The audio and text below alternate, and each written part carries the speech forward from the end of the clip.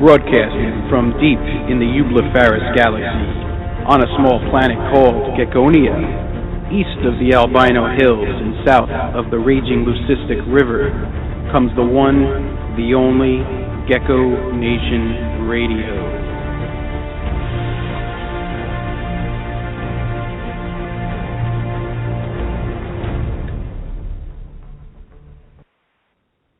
Good evening, citizens of Gecko Nation.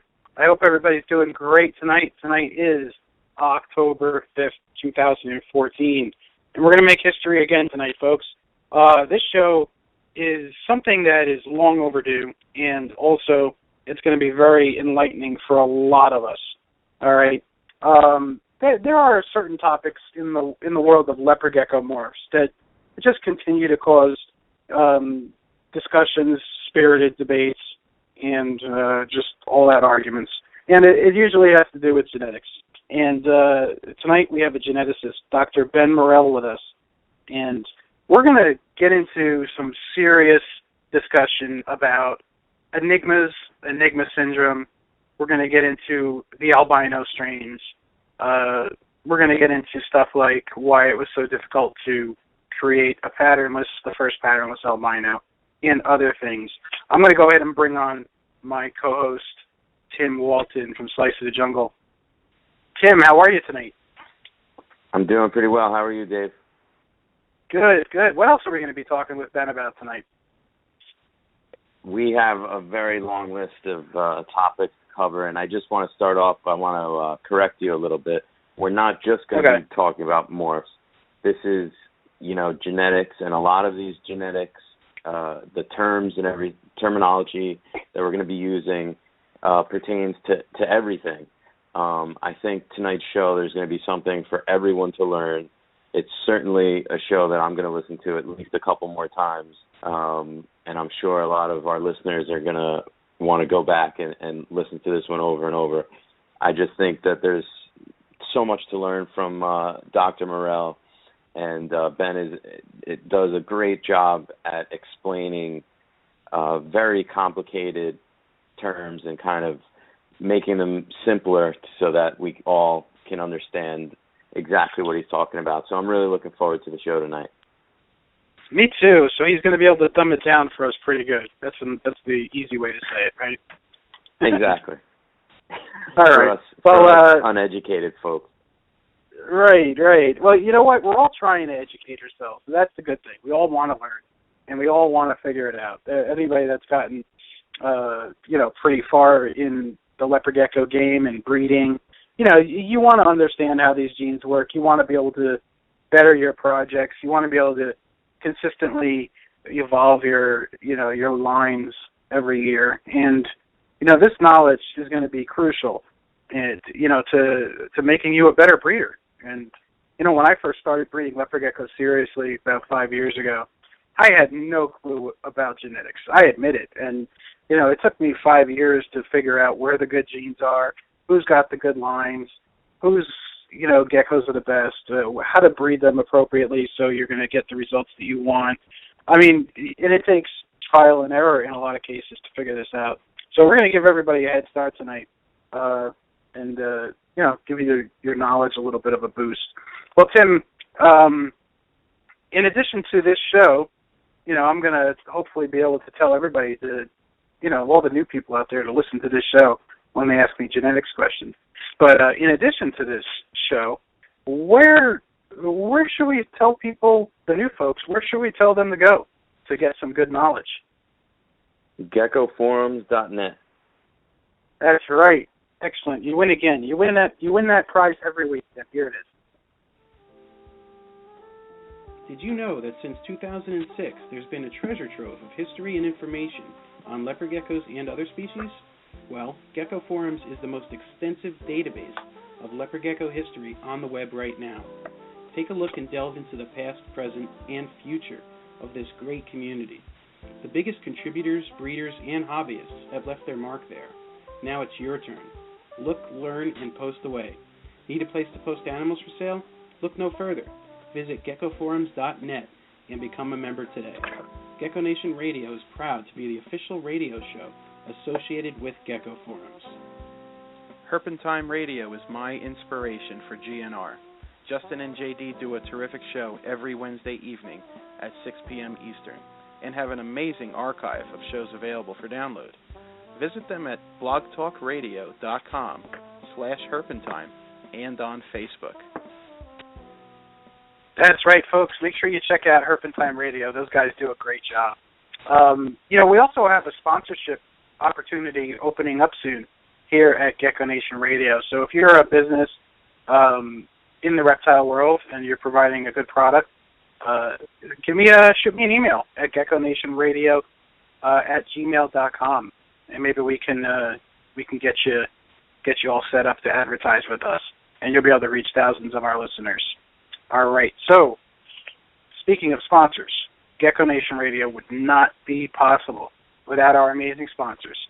And I say it all the time, our sponsor plugs are sincere, folks. These people really are the best at what they do and in the businesses that they're in. Check them out and give them a chance. Here's some of them, and you'll hear the rest at the halfway point. GECKO Nation Radio is a David Fine Geckos creation and production. You can visit the show's Facebook page at GECKO Nation Radio. I also have a great family-friendly group on Facebook called GECKO Nation. Apply for membership today. GECKO Nation Radio is sponsored by Reptiles Express is the absolute best live animal shipping company with great low rates. Debbie is the queen of customer service and will make sure your precious cargo gets to where it needs to. They also have a wide array of shipping supplies from deli cups, snake bags, heat packs, and more. Visit reptilesexpress.com and become a member today. Longhorn Geckos is a father and son collaboration. Daryl and Kate Burton specialize in the best Super Tangelos, Pastel Raptors, White and Yellows, and really nice wild types. Follow them on Facebook at Longhorn Geckos and on their new website coming soon. Ohio Gecko is famous for amazing tangerines, snows, and other very unique leopard gecko projects. Thad also has some incredible fat tail morphs available from stingers to starbursts. Visit him online at ohiogecko.com and at expos in the Northeast. He is also the owner of geckoforums.net. Dale's Bearded Dragons is your one-stop source for any reptile supply products that you may need, from Exoterra, Zoomed, Rapashi, Repcal, Fluker, and much, much more, and all at 20 to 50% cheaper than your local pet store or big chain pet store. They are also the biggest reptile supply distributor at most of the Northeast expos. Contact them directly online at dalesbeardeddragons.com or message me on Facebook and I'll put you in touch with the owner. And if you're looking for quality food for your dubia roaches, crickets, mealworms, and superworms, look no further than MS2 Premium Insect Chow. Made with reptiles in mind, it contains no dog food, cat food, or chicken mash. Using only vegetable proteins and high-quality ingredients, MS2 Premium Insect Chow will have your feeders making a beeline for it. Contact ms2ent.weebly.com, or it can also be purchased at Rainbow Mealworms and AB Dragons. All right, folks, we are back, and we're going to go right ahead and jump into the news with our anchorman, Steve Barker.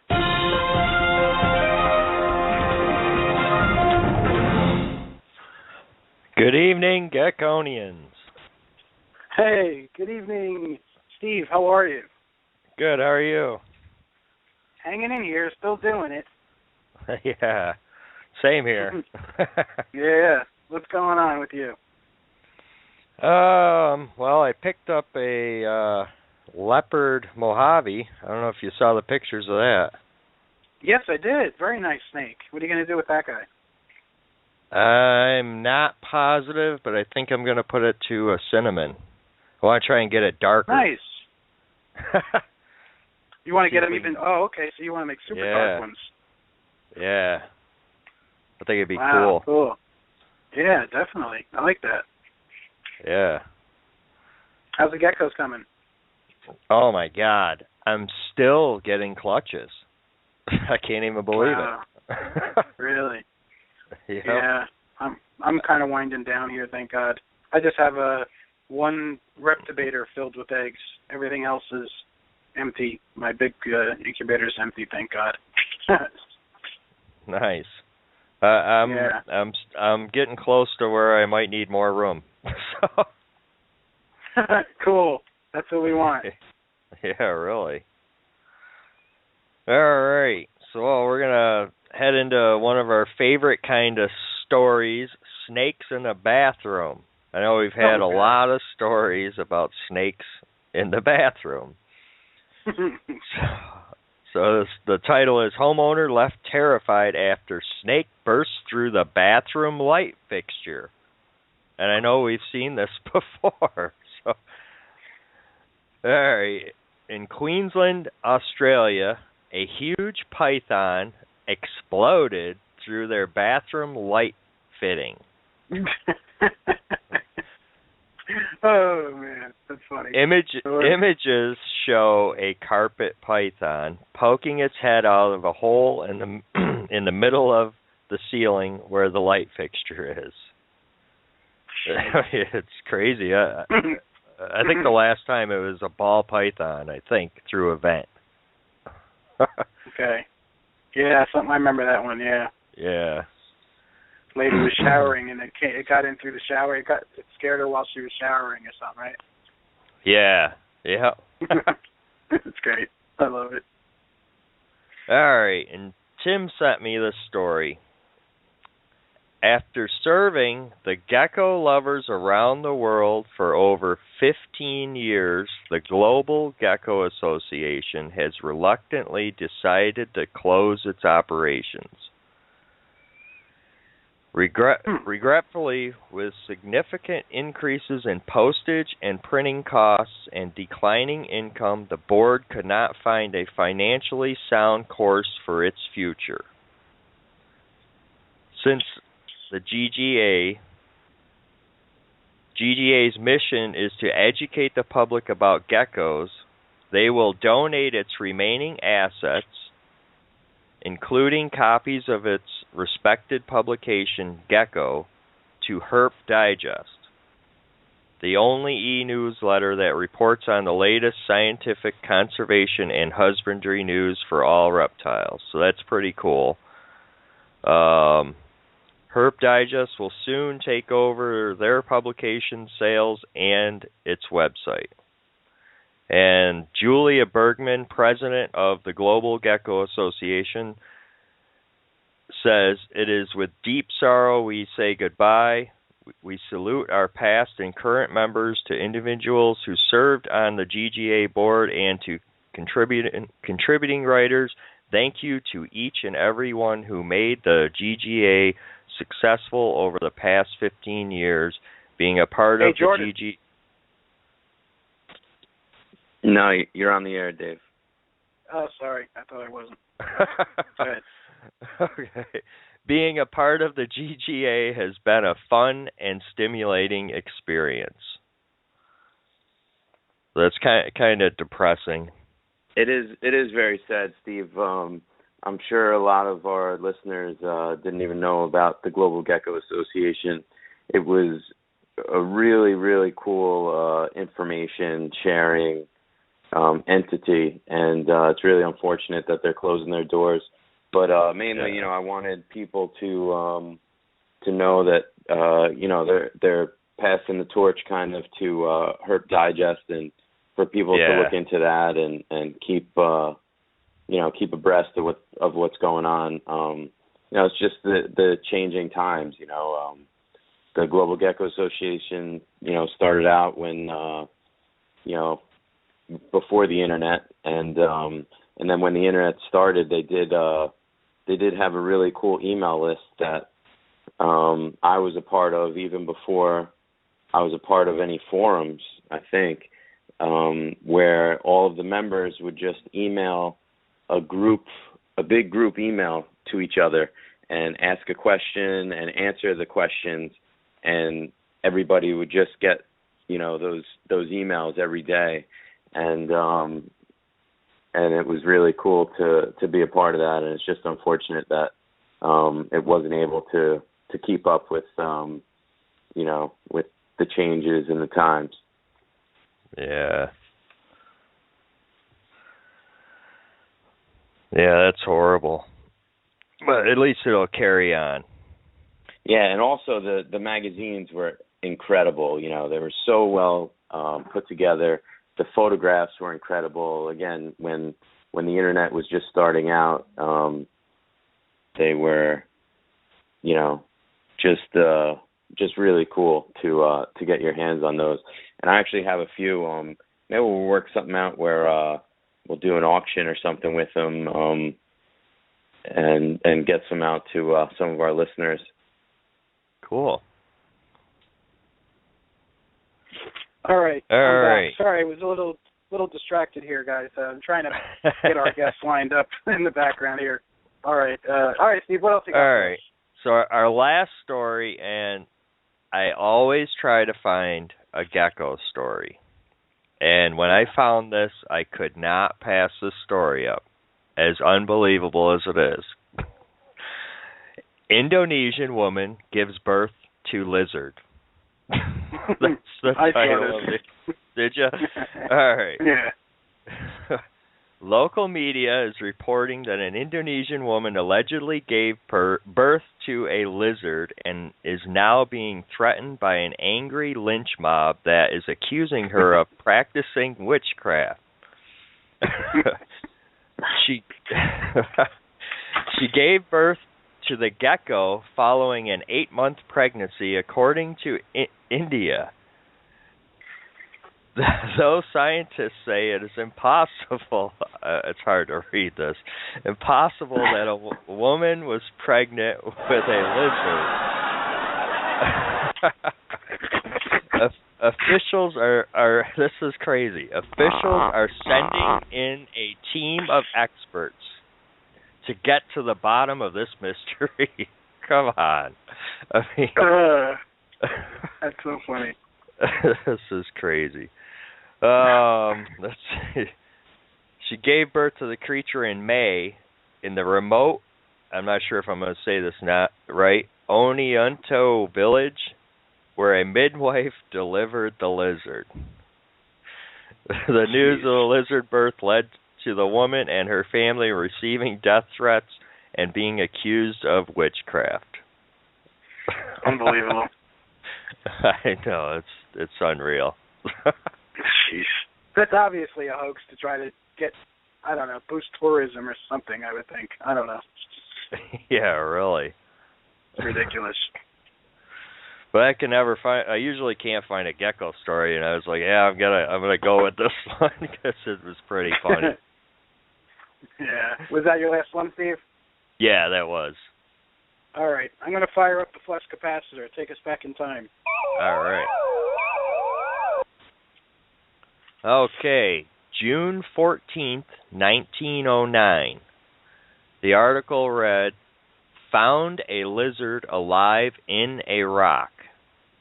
Reptile was embedded at a depth of 9 feet, but came to life slowly.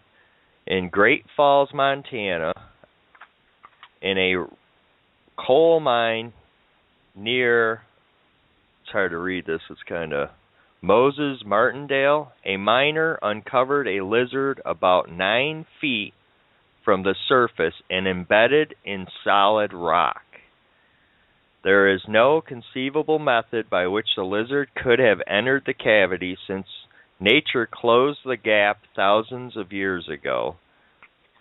When uncovered, the reptile was torpid, but when brought to the light, it showed more signs of life. Apparently, it had not been affected by its long fast and imprisonment in the solid rock. And it doesn't say what type of reptile or what type of lizard it was. But I thought that was pretty cool. Yeah. Well, what do you think the real explanation is for what happened there? I don't think it was solid rock. You know, right. I don't know. Yeah. You know, I know I've heard of, you know, toads living for a long time underground, without surfacing and without eating or anything, but I don't think so.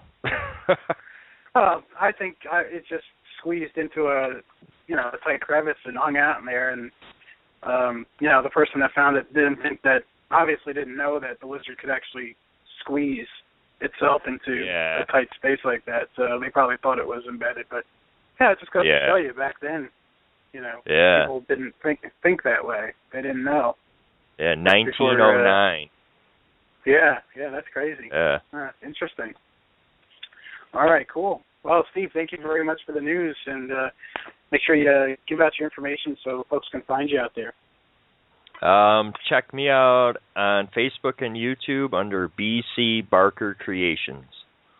That's right. And also, Steve is now gradually uploading all the past shows to YouTube.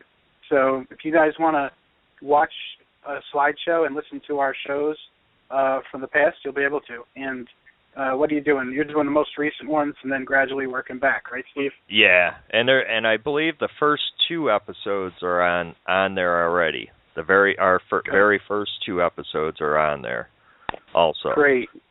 Yeah. Nice. Awesome. Thank you for putting the time into doing that. I know it's not easy. Appreciate it. Oh, yeah, no problem. All right, cool. We will see you next week, Steve. All right, I'll see you there. All right, take care.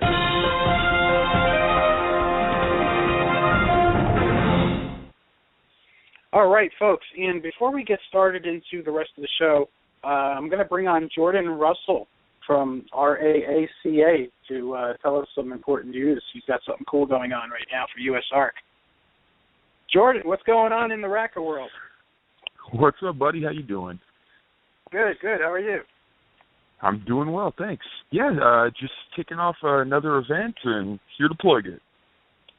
Nice. What's the prize for people that buy tickets this time? Well, this one's a raffle, as you know, and probably a lot of your listeners do. We've been kind of rotating back and forth between doing auctions and raffles, and this is our 3rd raffle, and this is something that a lot of people requested, that we have runner-up prizes. So we switched it around, and this raffle has 4 different prizes. The first place winner gets a trip to Costa Rica for 2, all expenses paid from anywhere in the U.S. to Costa Rica and back. It covers your hotel. It covers your transport once you're there, which would basically be taxis and buses going from one part of the country to the next to go herping, or if you'd like to go to a specific location to, say, dive. It also includes $1,000 in cash, which is spending money for you, but it's also kind of meant to be an offset of, I know there's people out there playing and they're giving their heart and soul to the cause, and maybe they can't take a week off work to go to Costa Rica. So Costa Rica is a very inexpensive place to travel, especially when the hotels are covered and the travel's covered, so it's basically just food and drinks. So we figured, well, let's say somebody wins and they can't afford to take a week off work. Well, maybe offset that cost a little bit and give them $1,000 cash, and that way they can do something really fun without it putting any strain on their life. And if you can afford to take a week off work, then great. You get more spending money on your trip, and it's win-win for everyone. And what if you don't want to come back?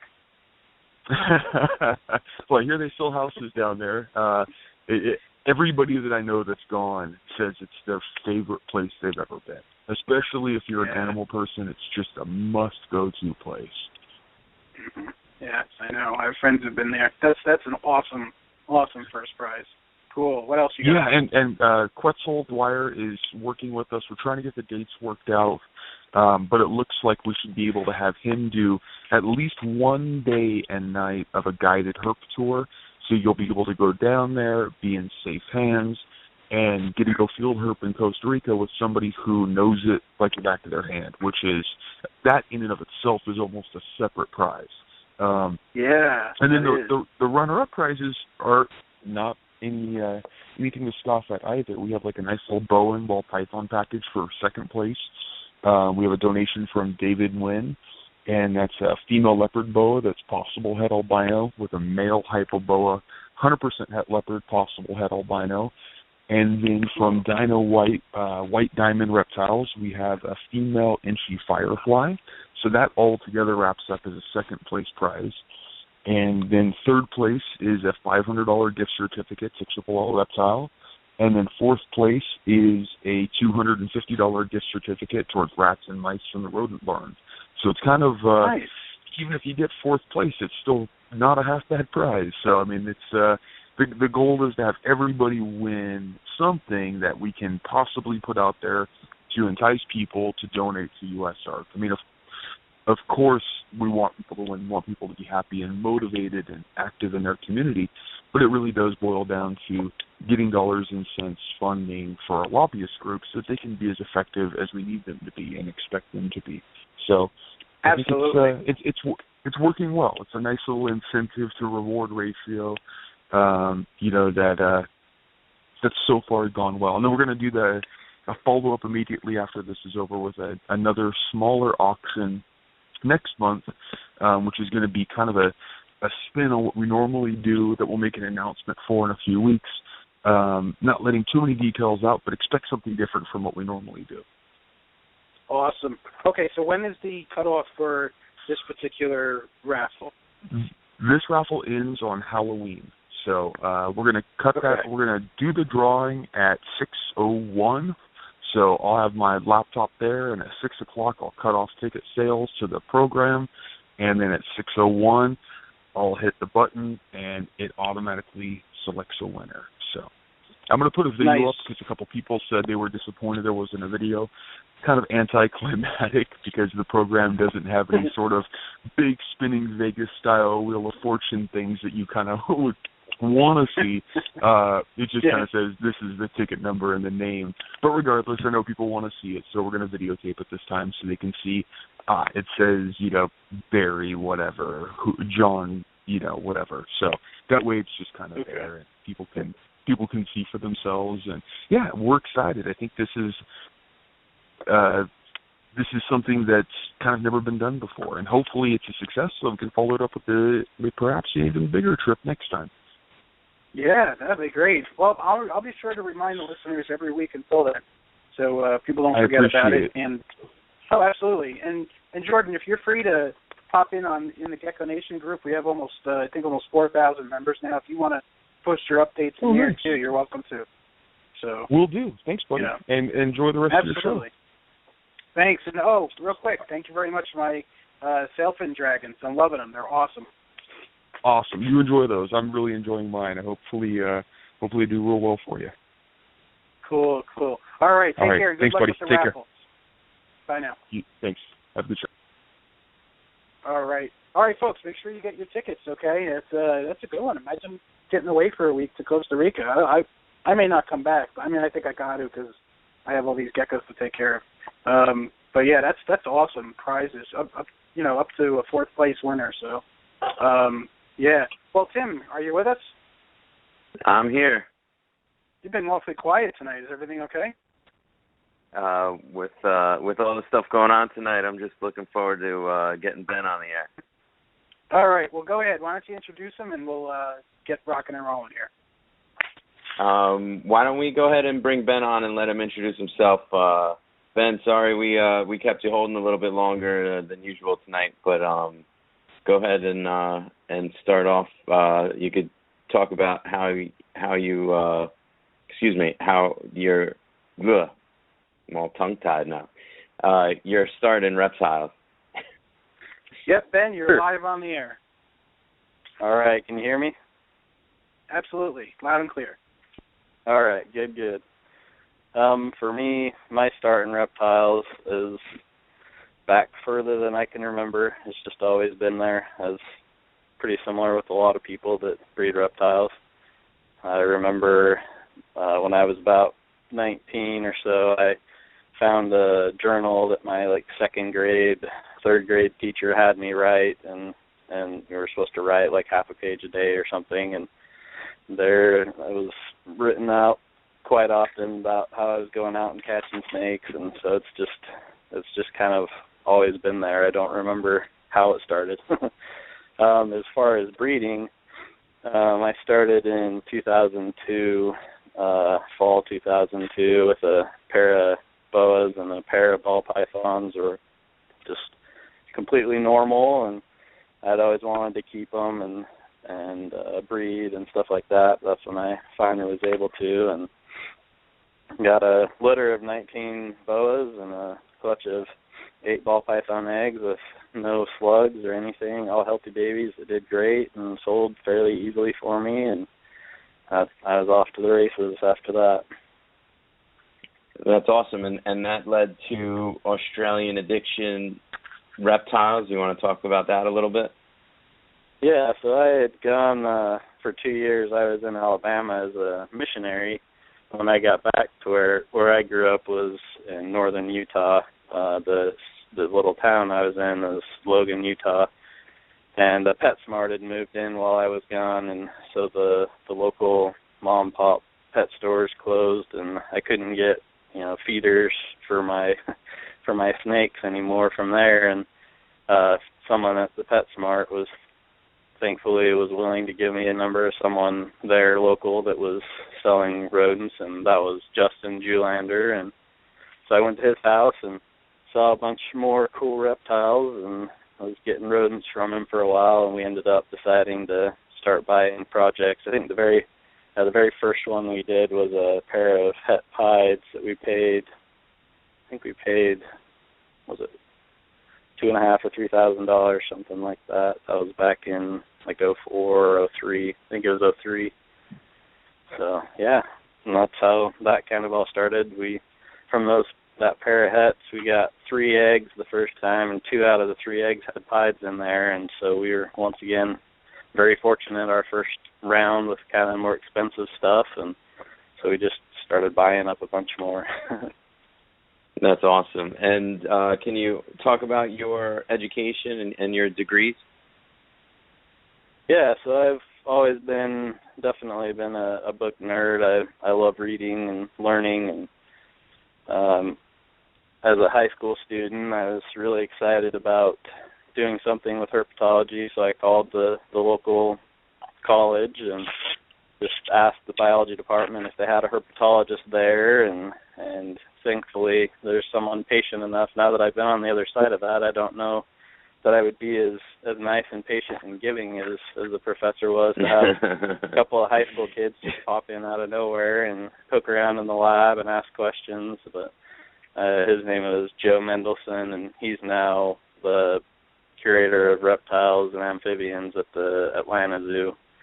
But yeah, he was super nice. The couple of grad students I met were really nice and encouraging, and so I majored in biology, and then decided as a grad student I was going to switch from biology to animal science to kind of do a little bit more applied kind of science, not so much, kind of the broad basic biology, but more applied. And there I did a lot of reproductive biology, mostly with, food animals. So I did projects with cattle and pigs, and there were projects other people were doing with poultry and things like that. But I got to teach, as a grad student, so I was the TA for the breeding genetics course, so I got a lot of exposure to that and a lot of good ideas people have been doing in other species for lots and lots of years, and ended up the few projects that I thought I was going to end up doing for my dissertation just didn't work out, and I think it was in 2009, like fall 2009 or sometime 2010. I was at the Sutherlands for some reason. I don't even remember now, but they're the snake keeper. So they've produced a lot of ball pythons over the years. And I was probably buying rodents again. That's my main guess. I can never seem to produce enough rodents. No matter how many breeder bins I get, I guess whenever I get more rodents, then I just buy more snakes, and just always don't have enough. But anyway, so I was talking to them and realized that Colette had been collecting an amazing amount of data, and it sounds like a few other breeders, Eugene Bissett and some others, have done this as well, and I would love to have a chance to look at more people's data and potentially have publications. So if there's anyone listening here that's got lots of breeding data over the years, I'd be very interested in talking with you. But with the Sutherlands, I mean, she had been, I think in the end, I don't remember for sure off the top of my head, but I think it was close to 10,000 eggs.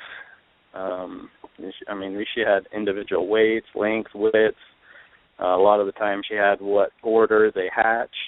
So I knew, like, egg number 1 was the first one to hatch. So there's all kinds of different questions I could ask about the weight of the female, the age of the female, back-to-back years. Part of the time they were in California, the other part they were in Utah, so I was able to compare their breeding results from the 2 different locations, and just all kinds of questions I was able to ask and test with statistical significance to see if there's, you know, real answers to some of these questions that we think about. And so that actually ended up being my dissertation, was work on breeding genetics in ball pythons.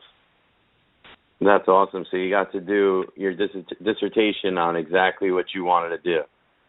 Yeah, it was really cool that it worked out that way. I was my department head was not happy at all about it, but thankfully we worked through it. They were not excited about having a dissertation come out of their department that was on snakes.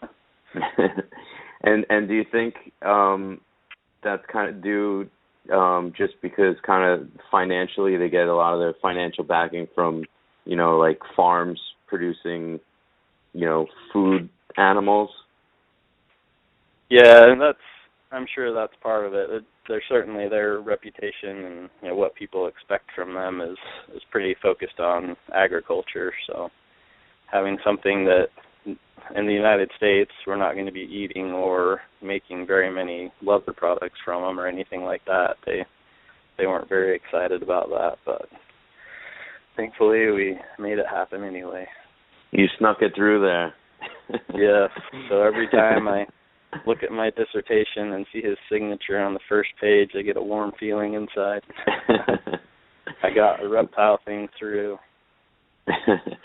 That's awesome, and that's kind of a theme we've had going here for the last couple of weeks. Is you know, kind of bringing our hobby and industry kind of more into the mainstream, and that's a perfect thing. In your, I'm sure it wasn't a plan for you to be a pioneer in something like that, but really, you know, you are.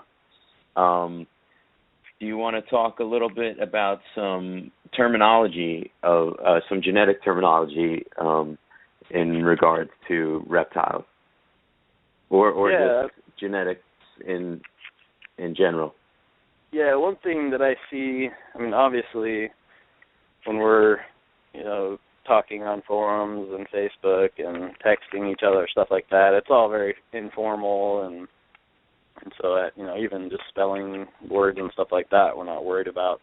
But I think sometimes us being lax in how we're talking about genetics sometimes makes it, especially for people that are kind of new, makes it confusing to them to try to figure out what we're talking about. And probably one of the most common things that I see, and like I said, I don't know whether it's on purpose or not, but the terms gene, allele, and trait, those 3 terms I see kind of used interchangeably, but they definitely mean different things. So a gene is basically, you know, the DNA that is packaged in chromosomes. So there's basically, you want to think about it just like a string. There's, in leopard geckos, I looked that up since you guys do leopard gecko stuff, there's 19 pairs of chromosomes. So you have this DNA, and they're packaged in leopard geckos. There's 19 pairs of them. One set of 19 came from the mother, and one set of 19 came from the father. So they come together in packages. And those 19 packages we call chromosomes. But if you just think of that, each chromosome as being like a string, that string is made up of A's, T's, C's, and G's. And so that code makes a protein when it's a gene. So a gene is a specific part on that string. So if the albino gene is on leopard gecko chromosome 3, then you can go on chromosome 3 specifically, and once you know exactly where it's at, the location or locus, you can actually sequence that gene and see exactly what that gene does. So each gene is, this is a little oversimplified, but the majority of the time each gene is going to make a protein, and that protein is going to have a function. So it's going to do something in your cells. And so the gene is a specific place, and allele is a specific sequence at that location, so for that gene. So you could have an endless amount of different alleles for that specific locus or that place, that gene. So for, say, it's an albino gene in leopard geckos on chromosome 3, if you change one of those A's, T's, C's, or G's, and it leads to a different protein being made, changes that protein a little bit, it might change how the animal looks, and that's what the actual trait is. So a trait is what it looks like. A lot of the time people talk about, the albino gene, look how nice this albino gene or whatever. You're actually seeing the trait. You're not seeing the gene. So I think sometimes that's kind of confusing for people. But anyway, so that's kind of important to think about. So the gene is a location on a chromosome where specific protein is made, and an allele is different alleles can be in that place, and each allele just has a different genetic code to it. And so, like with albinos, if it's a certain A, T, C's, and G's, then it will look normal, but if there's a mutation that causes that protein to not work, then it lacks pigment, the black pigment, it becomes albino. So there actually could be multiple alleles at that gene that cause albinism, and we might not even be able to tell. But there can also be genes, other locations and I think with leopard geckos, is there 3 different lines that you guys have of albino? Correct. Yeah, so those, very easily could be in completely different locations, different chromosome, and obviously there will be a different set of alleles that are present at that location or that gene in different individuals. So I know it's kind of hard to learn these terms just by listening. It's a lot easier if I can draw pictures on the board, but I hope that helps when you're talking about it and thinking about it, to know for sure what's being said, the difference between gene, allele, and trait. No, that's great. That's exactly what I was hoping you would explain. And do you now want to go on to modes of inheritance, or am I jumping ahead with that? Yeah, that's fine. I think it'd be most interesting. We talked a little bit before through email about some of the questions with some of the genes. One that you brought up that I read a little bit about that was interesting was, and might be better for you to explain this than me since I only know a little bit. We were talking about double recessive. It was patternless and albino, and there Correct. was some trouble producing that at first. Yes. So basically, it's 2 recessive traits, and the first crosses were made, and then you have the double het offspring, and by the simple genetic ratio, they should be a 1 in 16 chance of producing the double recessive offspring, so the offspring showing the albino and the patternless traits. But it was not 1 in 16. It actually, a couple of breeders that produced many of them said it took hundreds and maybe even thousands of offspring before the first one was born. Yeah, so that's very interesting. So my next question, and I haven't asked you this yet, I don't know the answer to this, but once they did get it, then was it very easy to make them? Yes. Then they they reproduced themselves basically. But and also I believe it wasn't, and I'm not an expert on this, but I believe the rainwater albino strain was not too hard to make, but I believe it was the Bell and the Tremper, and as I said, I'm not an expert. Dave, do you know any more on that than I do? All I know is the Bell is still the toughest one. So, we have the Rainwater, we have the Tremper. I don't know too much about the history as to how long it took, but I know that they weren't easy to make. Yeah. I wish I had more information on that though for you guys. But yes, Doc, you are correct. That then once we had it, then it reproduced. But to get that first one, to get the first one, with the showing the albino and the patternless took way longer than the 1 in 16 chance. Yep. And do you know? Likely you don't, but it would be interesting to know if once they produced the albino patternless, if they took double hets from that and bred them together, and then that ratio changed to be better than 1 in 16.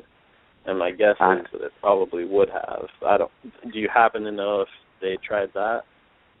No, I don't. But that's something we could bring you back on on a future show, and we'll do some research on that.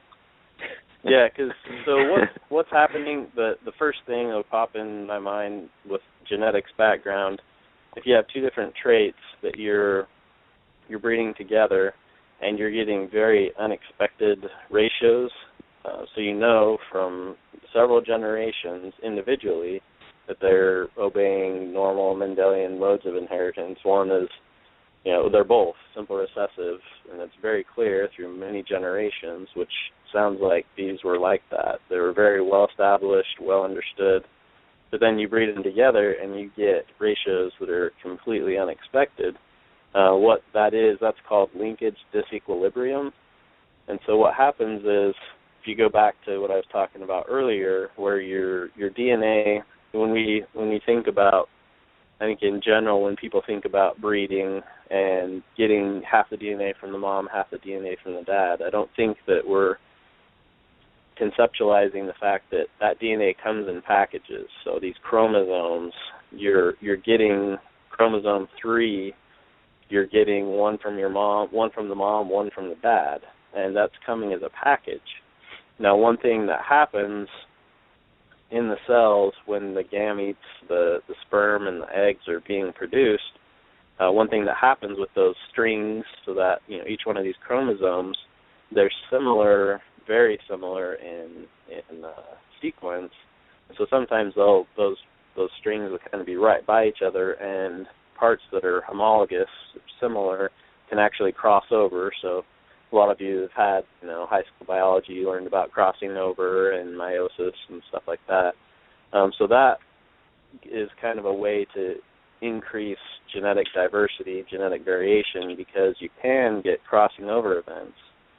But if you have two different genes that are on the same chromosome and they're very close together, then the likelihood of a crossing over event occurring between them to either separate them, or if you have, the albino gene from one parent on one chromosome 3, and then you have the patternless gene from the other parent on the other chromosome 3, to be able to get the double recessive, you need a crossing over event to occur between those two, because otherwise, if they always stay on separate chromosomes, you're never going to get both of them, because you can only give one chromosome from each parent.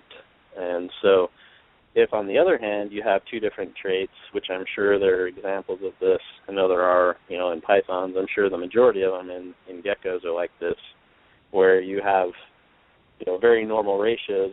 If the albino gene is on chromosome 3 and the patternless gene was on chromosome 4, then you don't have to worry about that, because you can get chromosome 3 from mom and chromosome 4 from dad, so you can get, or the double hets. So from an adult that's a double het, you could get both of those mutated genes, because you would get chromosome 3 from that individual and chromosome 4 from that individual. And so that's what's happening in a normal 2-gene cross where you're getting normal ratios. So like if you had a double recessive where you do get that 1 in 16, that's because they're on separate chromosomes, and so you can get both of those mutated chromosomes, they're separate, so you can get both of those in one gamete. But if both the genes are on the same chromosome and the individual is a double het, so that means it's got on chromosome 3, so both of these genes are on chromosome 3. One chromosome 3 is going to have patternless, and the other one is going to have albino. And so that individual that's a double het can only give one gene or one mutated gene or the other. It can't give both to the offspring. Does that make sense? Yes, it does. But basically, the only way you can get, if there is linkage disequilibrium because they're located on the same chromosome, the only way you'll ever be able to get the double recessive is if there's a crossing over event between that individual's 2 chromosome 3s, and that crosses over between those two, so then that crossing over causes both mutated genes to be on the same chromosome. And then the other chromosome is completely normal. There's no it's not mutated for patternless or albino, and the other one has both. So that's why I was saying, once you do have the double recessive animals and you make double hets, I bet that you're going to have much better ratios. I'd have to think about it, but you're probably going to be 1 in 4 because you then have both of those mutated genes on the same chromosome, and so they're always going to pass together. Yes, but it also almost sounds like maybe it shouldn't have happened, like that it would have been impossible to produce since they, in the way you just explained it. Yeah, it decreases the likelihood the closer they are together. So if they're on the same chromosome but they're on totally separate opposite ends of the chromosome, then you might not even notice any disequilibrium at all. But if they're right by each other, then they're basically going to pass like a single, chunk of DNA. It's basically passing like a single gene, and so you can't really get both mutated genes in that same spot. And so since it took them hundreds or maybe even thousands, if we could ever get to a point, and that's an unfortunate thing about reptile genetics, is there's just not money to figure out exactly where these genes are and what their sequences are. But if it gets to a point where we can do that, then I would imagine we're going to find out that the albino and patternless are on the same chromosome and they're fairly close to each other. Yes, and that's so interesting. And also, hold on one second, Sam. That would be called DNA PCR testing, right? If you were to actually uncode these genetics, Dr. Morrill, is that correct? Sorry, say that again. Would that be called, if like you just said that it hasn't been done yet because of money, but would that be called DNA PCR testing? PCR would be a way that basically if I was on that project, what I would do is you would basically need, I guess this is a better way to explain it. So what you're basically doing when you're looking, if we wanted to find out those two specific traits, where they are and what their sequences are, you would do what's called a QTL analysis. That's quantitative trait loci analysis. And so that's mostly done in flies, where you have an extremely short generation interval. You can produce thousands of them in a small lab.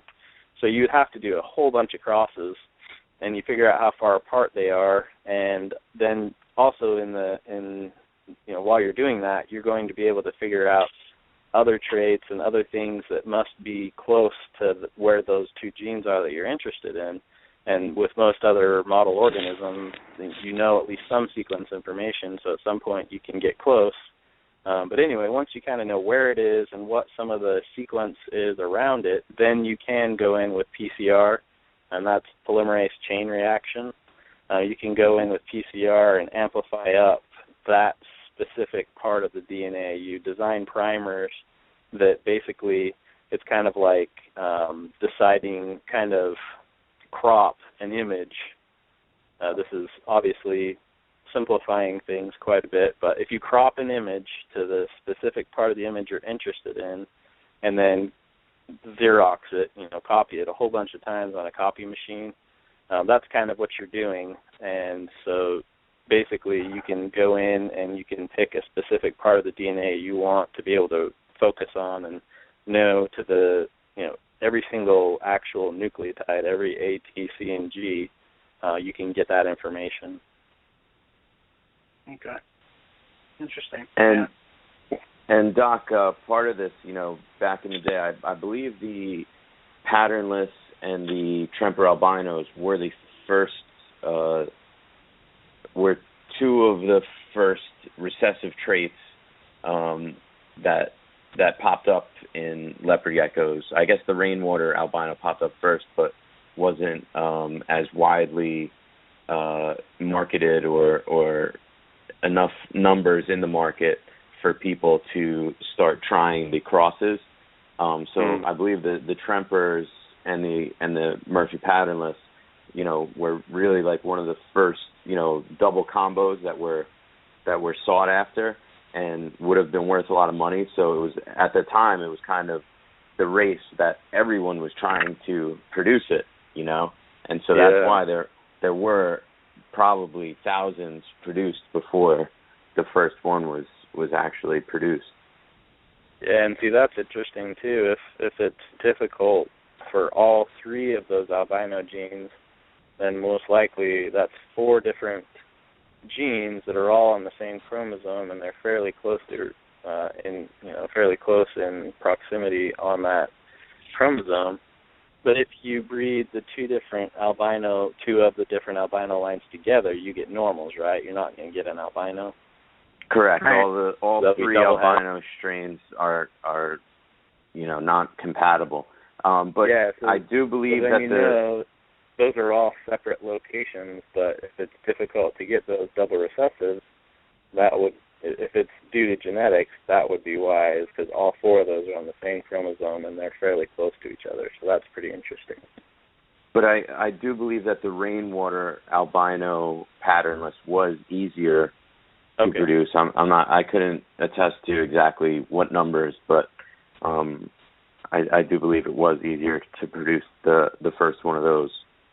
Yeah, and there's, if you really wanted to nerd out on this, there's probably pretty good information on the net where you can actually use those crosses if you could get the actual numbers from the breeders, and you could calculate the distance between the genes. It's called, I think the unit of measure they use are called centimorgans. So you could basically take if it was 1 in 1,015, you could basically take that information, go on the net, and figure out that equation to translate that from, the number of breedings to what you actually saw, and be able to figure out how far apart those 2 genes are.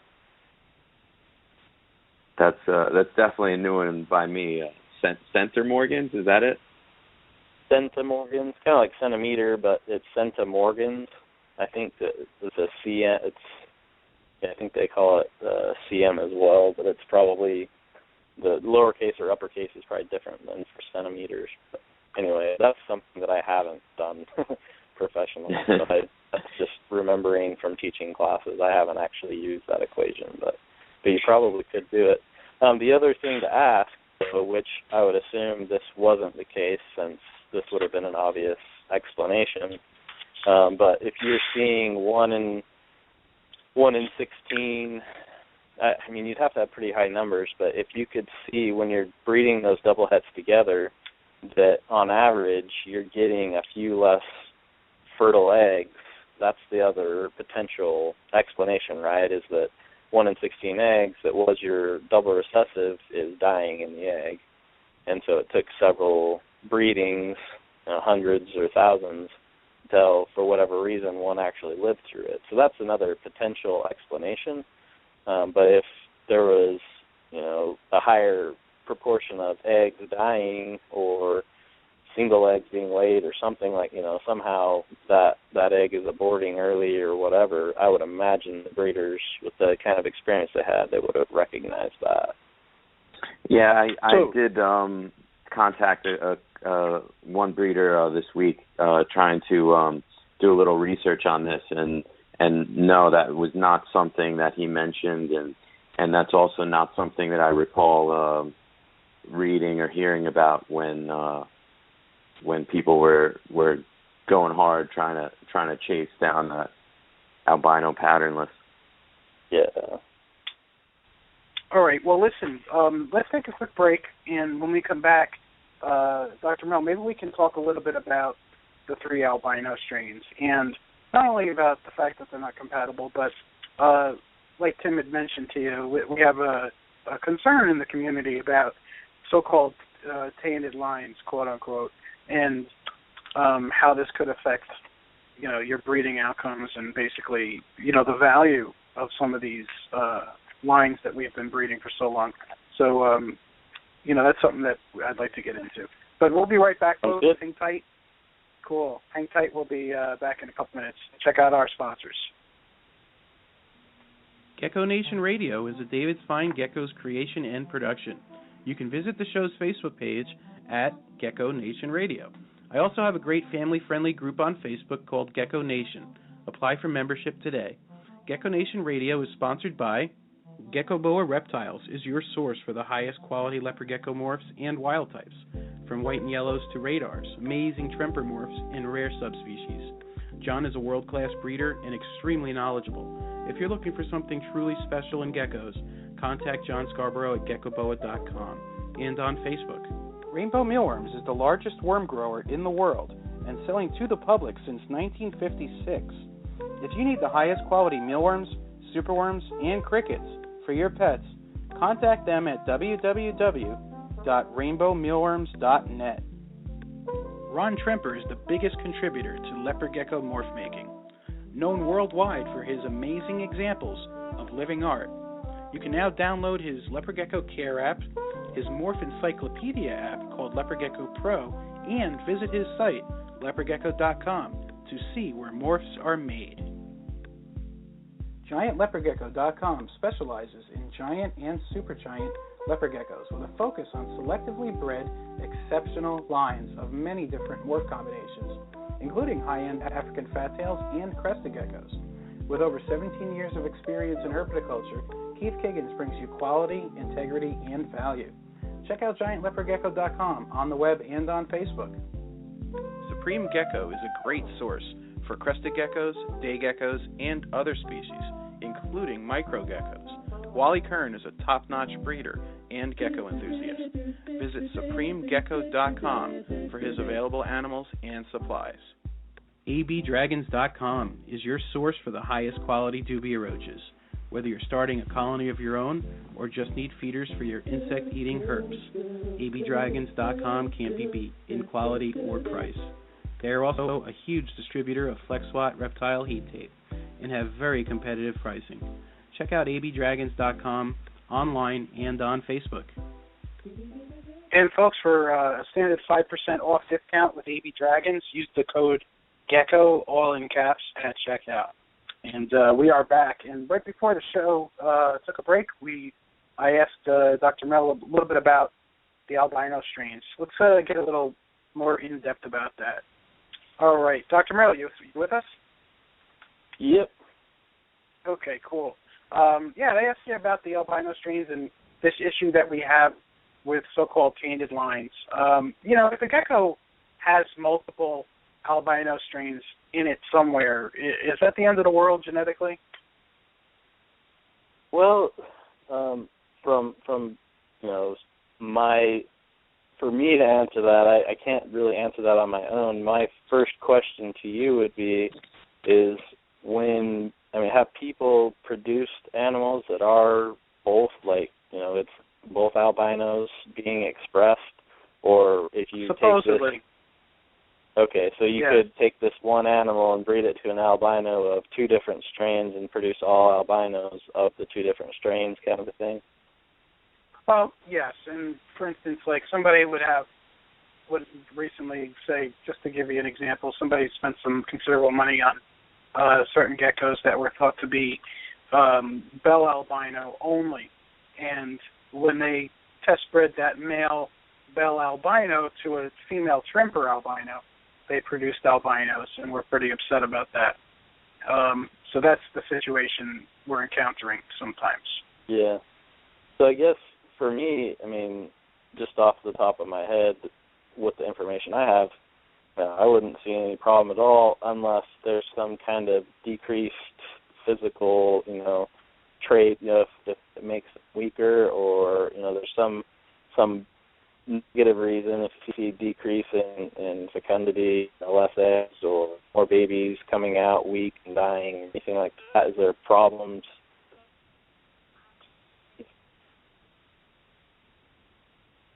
Not that I'm aware of. I haven't heard of any issues like that, but it's just kind of like purebred dogs. If we could use that as an example, you wouldn't want to go to a breeder and buy an expensive purebred dog and then start breeding it and find out that it doesn't have exactly the pure genetics that you paid so much money for. If that makes sense. Sorry, I had a connection problem a minute ago, but yeah, that's what it is. Okay. So what do you think, though? I mean, is there a way to get it out of there? Oh, yeah, you can certainly breed it out, and that's pretty easy to do with test crosses. Obviously, you'd need, like in this case, was it the Tremper line that they paid the money for? They paid the extra money, let's just say, for the bell albino line, and the one gene that people are testing for mostly is the Tremper albino. So basically, what they're doing is they're taking a bell albino, which is a bell albino eclipse, which is technically called a radar, and they're breeding a radar to a raptor, which is a Tremper albino eclipse, and they're producing raptors, and they're getting upset over that. And I mean, from a purity standpoint, I can definitely see why that would upset people. And we, the serious, respectable breeders, we're always test breeding our lines to prove that they're pure, and to just do our best to statistically have the purest geckos. So, but there are cases where people are indiscriminately mixing strains, and like people are buying geckos at reptile shows, and the sellers are saying, "Oh yes, they're pure. There's no known hets in this line, yada yada," whatever to sell the animal, and the people are thinking they're getting a high-end pure gecko, and they're not, and they're finding that out by test breeding it. So. Okay. Yeah, that's kind of different from. I don't know a whole lot about I think some of those albino candy. I don't know. I don't understand that too well, but it doesn't seem to be that people are worried about that. They'd probably be happy to find out it was for another one too, because they can make both kinds of albinos from one. But yeah, if that's an important thing to have it be pure, yeah, the number one thing you do is have a female or two that are albino for the one you want to test for, and you do that. Obviously, if it's het, half the babies are gonna be so that's a pretty easy cross to do. Okay. Doc, I'd like you to talk a little bit now about heritable versus non-heritable traits. Yeah, so one of them that I think most reptiles that are bred in captivity quite a bit, that kind of pops up, people are familiar with, is a paradox. People call a paradox. So what you'll find in snakes and lizards, all of them that I have seen and know, what the parents were and what the offspring were from that individual, all that, you're not really going to be able to reproduce it. You basically have patches of one trait. A lot of the time it's normal, and then patches of another trait, albino or whatever, in the other one, or the other patches. And so basically that's, sorry, excuse me, got a little bit of a cough. That's not a heritable trait. because what's happening there in that specific instance, and there are other things like this, but I just think this is probably the one most people are familiar with. So what's happening is early on in the embryo's development, so we start with a single cell that has half the DNA from mom, half the DNA from dad. Right after fertilization, that DNA mixes, and you basically have, they call it a zygote, or it's a single cell, but that's the new baby, and that splits into 2, 4, 8, 16, 32, on like that until you have a baby hatching out with trillions of cells. But somewhere along the way, what's happened with these paradox animals is one of the cells, it's going to be a single cell, one of those cells has a problem during meiosis or mitosis. So basically when a single cell is splitting into 2, where the chromosomes, something gets messed up with the chromosomes, and you either lose part of the chromosome, and sometimes you even lose the whole chromosome. And so every daughter cell, that's just the term used for every cell that comes from that one cell. So you could say this is at the 64 cell stage. So 63 of the 64 cells are completely normal, but that one other one has some chromosomal abnormality. So there's some problem on one of those chromosomes where part of it got kicked off or something like that. And like I said, sometimes they'll even lose a whole chromosome that won't go to the next daughter cells that come from that cell. And so if that happens to be where your albino gene is or something like that, what can happen is, let's say it's a het albino bred to an albino, so the rest of the cells, let's say they all were supposed to be normal, so this baby would have been het albino and looked normal. But what happens is on that one where you lost part of the chromosome, and we'd say that part of that chromosome would have been your het gene, so your wild type gene to make it look like a het. That part got cut off of one of the 2 chromosomes. The other chromosome went through normal, and that's the albino one. And so anyway, that embryo keeps dividing. So 64, 132, just keeps dividing until you have this baby hatch out. And so you have a patch or patches where it looks albino. So the reason why that would happen, all of it looks normal, wild type look, so because it's majority of that animal is het. But the reason why patches of it have albino is because there is no normal gene there to mask albino, because that little part of the chromosome or that whole chromosome didn't come through in that one cell.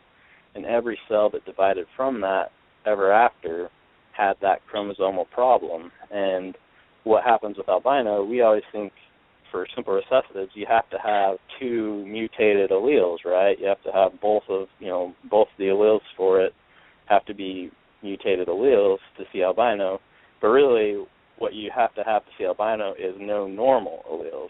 And so if you only have one chromosome there with that gene and it's a mutated one, it's going to look exactly the same as if you had 2 mutated alleles, because there's no normal there to make the normal protein and make it look normal. And so that's how you get a paradox. And so that's why you can't really breed for it, because it's not because of some, A, T, C, or G getting mutated and making a different protein. It's because of a problem during mitosis where your chromosomes got messed up, and so that one cell, all of the daughter cells from that have that problem. And then sometimes that'll happen to cells that are then migrating, and so you can get patches of different parts of the body, because from that one cell you have daughter cells going different places in the body. And so you have patches in different places that are a different trait. And so that's a pretty interesting example of a trait that's not heritable. Yeah, that is fascinating. We see a lot of that, these paradox animals. What about just regular little paradox spotting that you will see sometimes? We have not so much with albinos, but with some of the traits, we'll see these random little black spots. Does that or dark brown spots? Is that the same type of paradox? It could be. So the earlier in embryonic development that problem occurs, the more of the body is going to have those cells that are missing a chromosome or part of a chromosome. But later on, if it happened not long before, it basically has a full body formed, then yeah, it would only be a few cells, or for you to actually see it, that's still millions of cells, but it wouldn't have been during really early embryonic development. It would have been later in embryonic development. Another thing that can happen too, which I haven't seen any good examples of this in reptiles. I haven't necessarily looked really hard, but another thing that can happen and give you that different look is called a mosaic. And actually, I guess that's what I was describing. Mostly it was a mosaic. You can also get chimeras. And so chimeras are when you have two embryos that actually fuse together. And so in that case, that could be like your albino and normal het. You could have two embryos early in embryonic development actually fuse together, and then you can get patches. You would get kind of a similar phenotype, but that's also not due to genetics. That's due to just something weird going on during embryonic development. Then there's something called somatic mutations, and so that could be, and that's something I've never done any research on or whatever, but that could be what you're talking about with these brown and black spots. That's something that's happening in just a small spot, a small part of the animal that is different than the rest of the animal. Those cells have, once again, it could be a chromosomal abnormality, or it could be the DNA is packaged differently than other places, and so the machinery, the proteins that need to get there to make the protein from that gene can't get there, and so because it's packaged abnormally, so it could be the DNA is there, but it can't be accessed to make a protein. So that in that case, it would be changing the gene expression of those cells. Even though the DNA is there, they can't express that protein. So there are a lot of different things that can lead to those kinds of traits, that we're talking about. But they are all examples of traits that are not heritable. And the chimera, is that one that the example of it could be both a male and a female? Yes. So they could have cells that are male and cells that are female. That's definitely possible. And I remember I had a friend that ended up going into human reproductives, so working in like an IVF clinic. I remember one of the papers he was reading about and talking about, actually could see in women sometimes if they have a male son, they're able to find cells in her body, in like her organs or whatever, that are male cells because she had a son, and some of those cells actually end up becoming part of her body. So she's actually, in that case, I guess that's a type of chimera, but it's different than embryonic ones. But yeah, weird stuff definitely can happen. That explains a lot about my mom.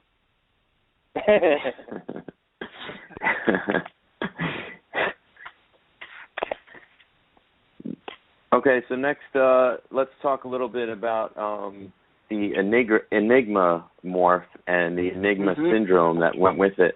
I've said before, Doc, that I'm kind of surprised with all of the crazy morphs that are out there in all reptiles, and also on top of that, how we cross these different morphs together to make combo morphs.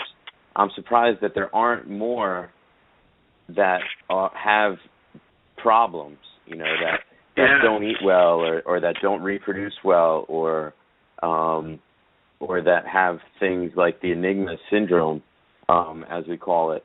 How do you feel about those comments? First of all, with Dr. Mendelsohn, the first person that I really worked with in college, a lot of his background was in evolutionary biology, so I have a lot of evolutionary biology experience as well. The way that I would look at these mutations is different than sometimes I see them talked very negatively. Since it won't survive in the wild, you shouldn't keep them, this kind of stuff.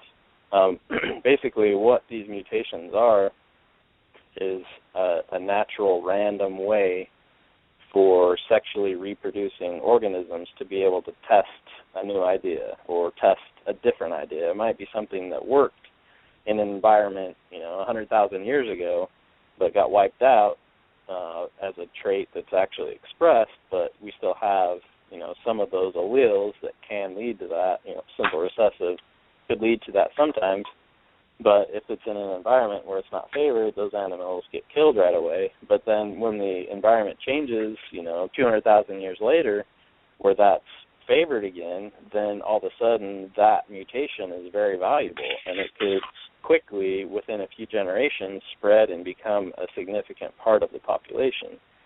And so I wouldn't necessarily suggest people think about mutations as negative or as not being natural. That's not the way you should think about it, in my philosophy anyway. So it's just a natural, random way for sexually reproducing animals to test different ideas, test something that, right now maybe, or for the last 50,000 years, maybe it didn't work, but now, in the environment now, is this something that's going to give me and my offspring? Obviously, this isn't something any organism thinks about. I'm anthropomorphizing, but basically that's what it is. It's a test for that lineage, and it's random.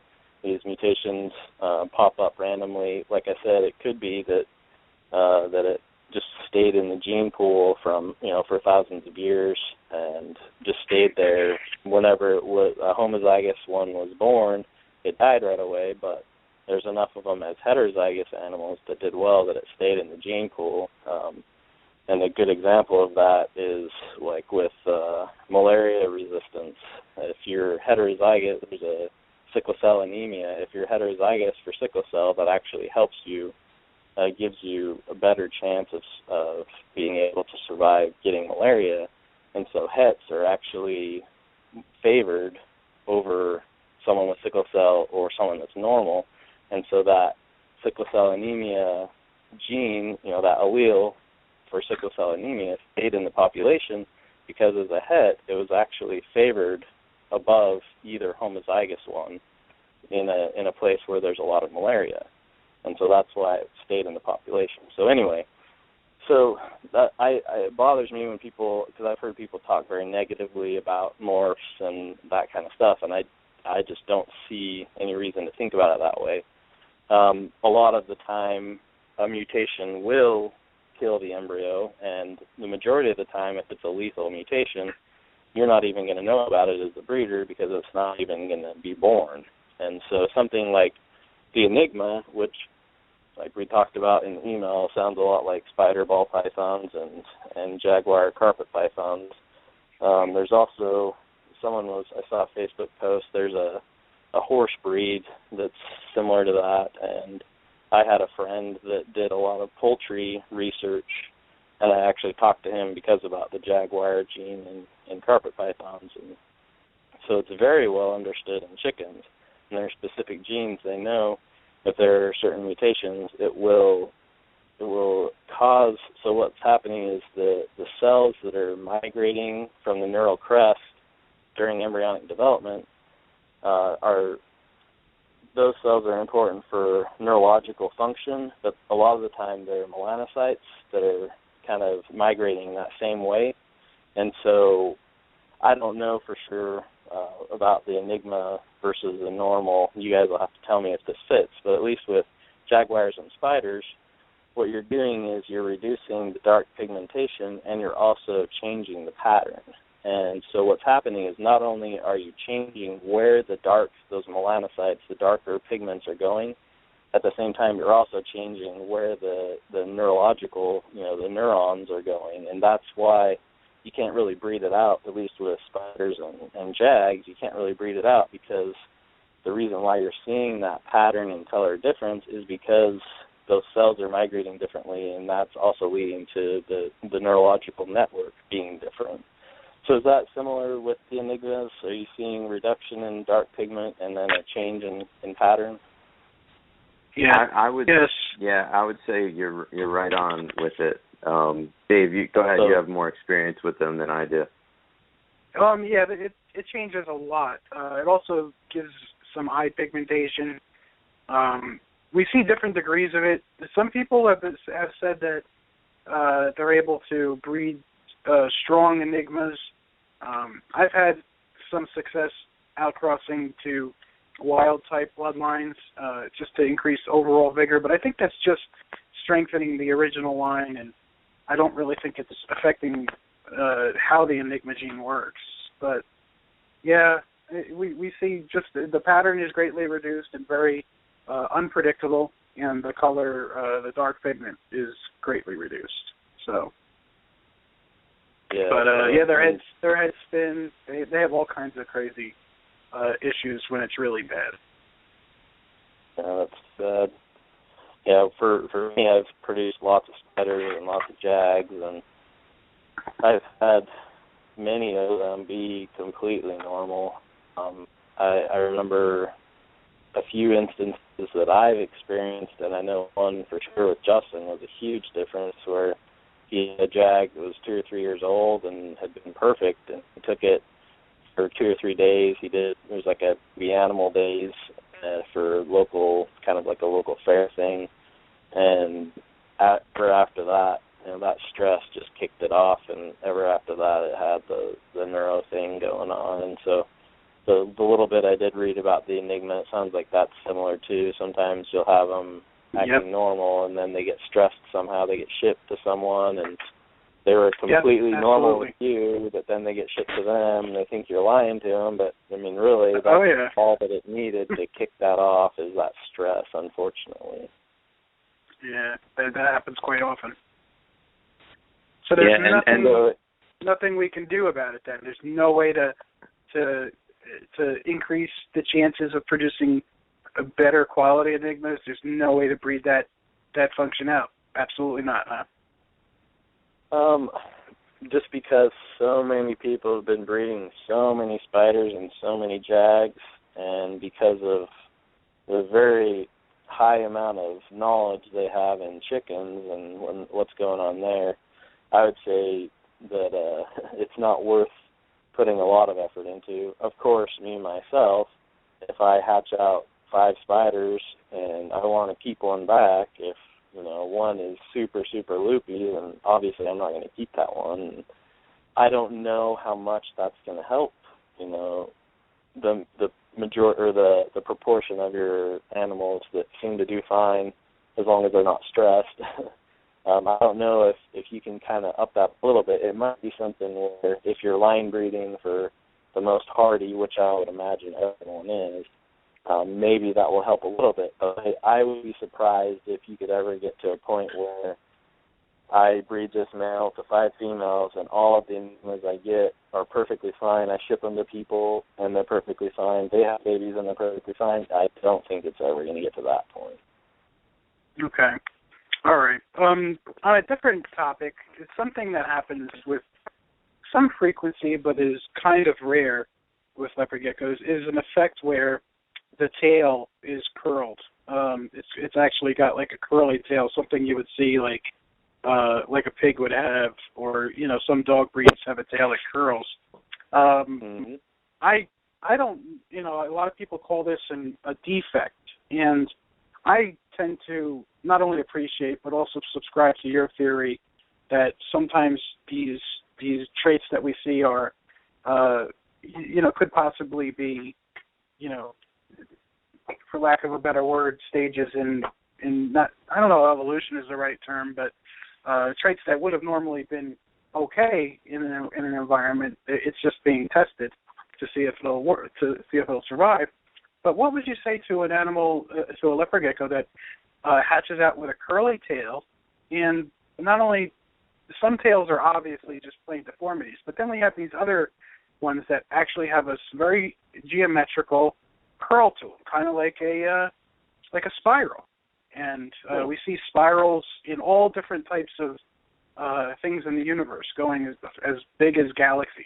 And it just fascinates me when these come out, and I really like the curly tails.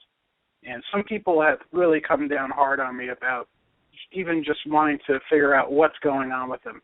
But with your expertise, what do you think could be happening with that? Have people bred them enough that does it seem like it's a single gene, simple recessive or some kind of dominant, anything like that, or is it just kind of it randomly pops up sometimes? I think it randomly pops up in my own experience from breeding them together. Here, there seems to be some kind of a line bred effect to it, because this generation I produced some that are showing curls to their tails as well. Interesting. Yeah, for me personally as a breeder, I would breed them for a few years and take data, at least 3 or 4 seasons, take data, and if it looks like gain weight similar, they poop similar, they shed similar, they breed similar, that's all I would need. I'm happy with it. If I like it, I think it looks cool, it's interesting and different, and it doesn't seem to decrease the quality of life for those animals, then to absolutely me, not. I wouldn't worry about it at all. I think that a lot of the time people kind of have this, I don't know, it's kind of like they are worried about them getting released into the wild, or that these are different from wild ones or whatever, but as soon as you take an animal out of the wild and make a reproductive choice for it, it's no longer a wild animal, Any of those offspring never would have been born with those genetics unless a person made that decision. It's not natural. And so right. I have a hard time getting too worried or worked up. I think it's very cool, people that work with pure lines and localities and take data. I respect that. That's cool. But at the same time, I would never talk down to people that do things differently, because unless your goal is to repopulate a wild population, then there's no reason to be too worked up about that. These are animals in captivity that are basically, we're putting selective pressures on them.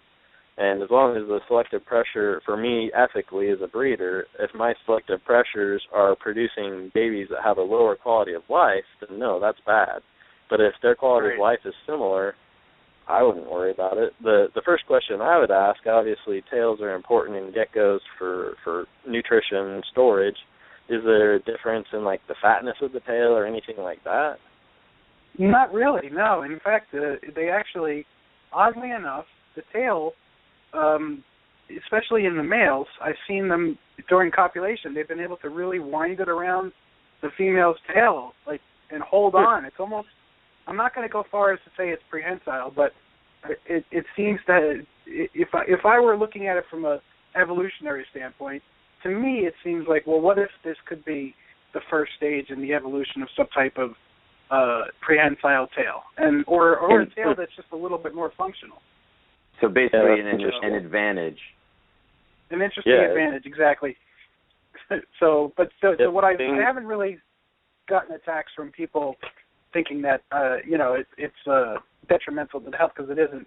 It's more or less professional scrutiny from other breeders that are use it as a way to make me look stupid or something like that. You know what I mean? Yeah. So it isn't something that I can't handle. And what I would do if I was in your shoes, I would just put together some data. Say these are my group that I bred, curly tail trait, whatever, and here's all the rest of my geckos. Here's my my fecundity per female, how many eggs I'm getting, how many eggs died, how many of the babies, died or whatever. And maybe something else would be interesting would be weight at a year or 6 months. I don't know enough about leopard geckos to tell you what kind of measurements would be interesting, but if you can show them, here's my curly tail group and here's all my others, and all of those physical traits that are important to a good, happy, healthy life for the gecko are similar, then they basically have no leg to stand on. Doug, I think this would be a good time for you to talk about some of the data that the Sutherlands were collecting. That give some examples of some of that data. Yeah, so the kind of difficult thing from a breeding genetics, more than likely the majority of people won't have had. It's not really a topic covered in general biology and things like that. You kind of have to go more into like an agricultural department or something like that to get breeding genetics. But from like a breeding genetics standpoint, one of the most important things to know is what traits are heritable. So if we're selecting, this whole conversation is going to move away from morphs. This is going to focus on production. So basically you want to focus, you have enough animals that it's worthwhile to you to focus on improving your efficiency. So for however many males and females you have, you want to maximize the amount of reproductive output you can get. And so you want to know, like, the age that you first breed a female. So if the females that breed earlier end up having less eggs per year their whole lives, then that obviously would be detrimental. But if that's not heritable, then it doesn't matter. That's not really something that matters, because you can't really select for that. If there's problems with egg binding, then that's a good thing to find out whether that's heritable or not, because you obviously want to select away from that, but sometimes it's not heritable at all. And so if you spend time focusing on selecting, on getting rid of that, if it's not heritable, then it doesn't really matter because your selection against that, getting that out of your collection isn't going to happen because it's not heritable. So in pythons, clutch size, but I guess with the geckos it'd be, how many clutches per year. That obviously directly has to do with if you have females that on average are going to lay more eggs per year. If you find out that's a heritable trait, then obviously that's something you want to select for, but it might be that it's not heritable. So some things that are called permanent environmental effects, so those had to do with when the eggs were laid, like if there wasn't enough moisture, or there's too much, or something happened to the mom even while she was, before she ovulated and laid the eggs. Sometimes you can find environmental factors that will increase or decrease those babies, the whole rest of their lives, will affect their reproductive output. This obviously, you have to have hundreds, most of the time you have to have thousands of data points to be able to find out which of these traits matter and which of them are heritable, so that you can then come up with, I've seen some breeding, their breeding plan for something like for beef cattle or something like that. They can have 16 or 18 different traits, and they have different weights and which ones are important to select for or whatever.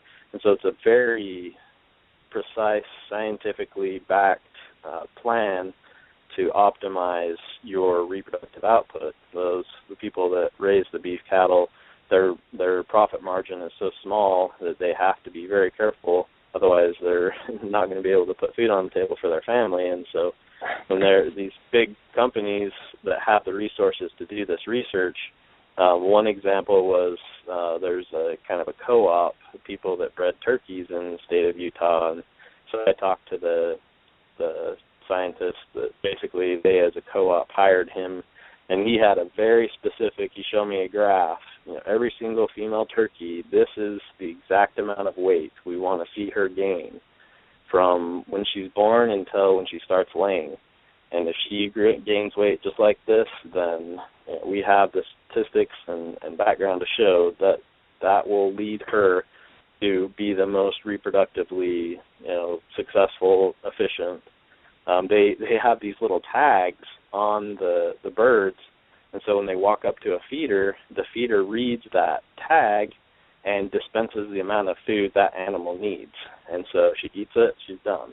And so when different ones walk up, it'll read and say it's a different animal. That one needs this much. It'll dispense that much. They eat it. And so it's pretty amazing.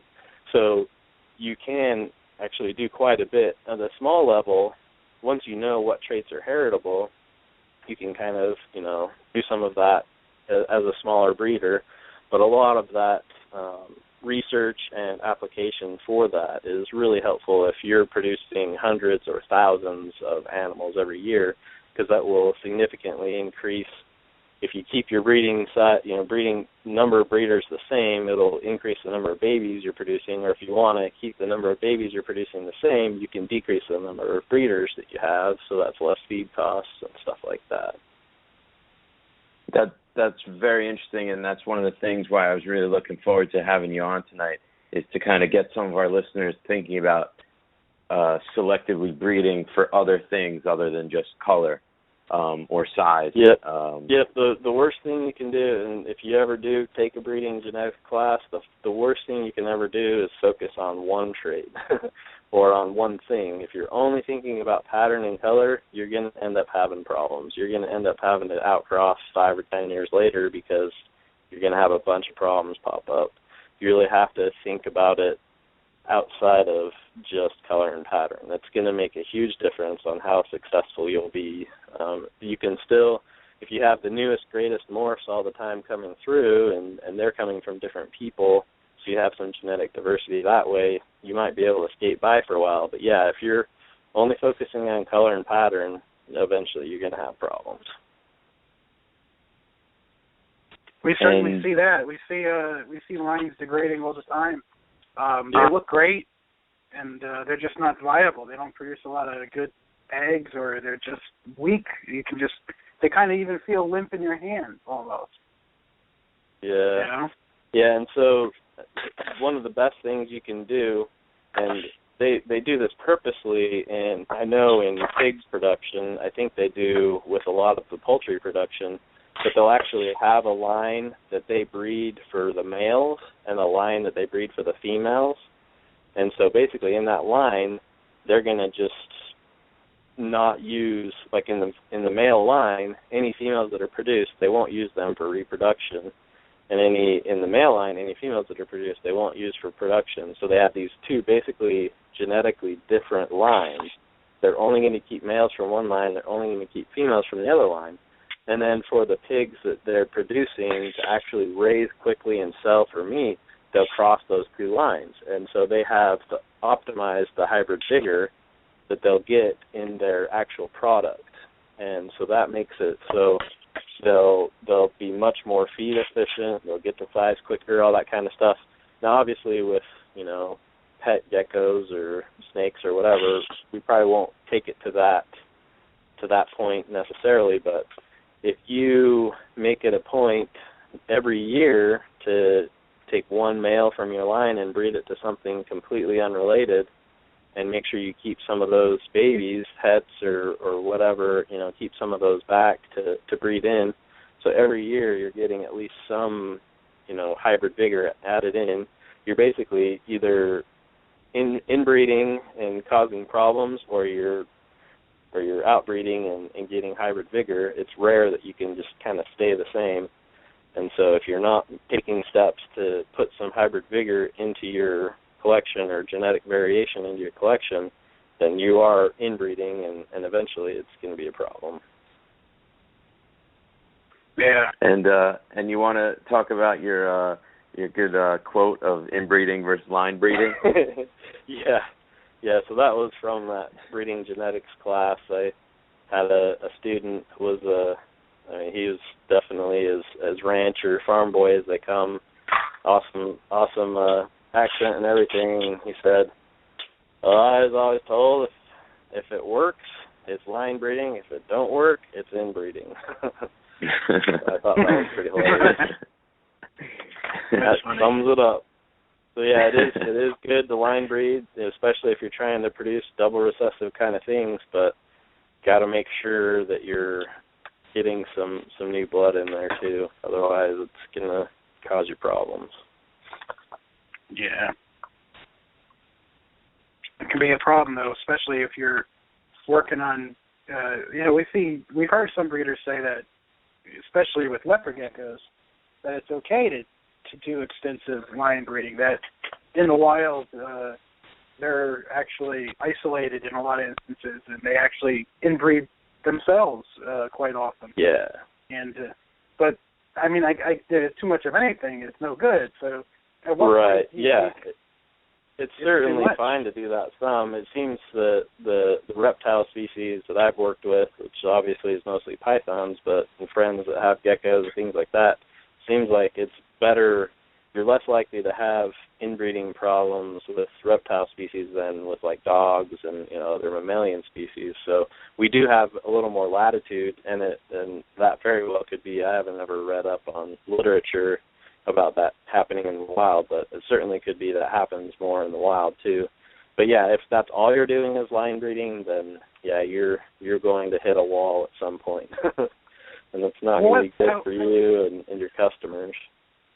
How many generations do you think is okay, and at what point is it too much? I mean, when do you say when? I mean, you don't wait for something bad to happen, obviously, but for me personally, I only got 2 generations or 3 at the most.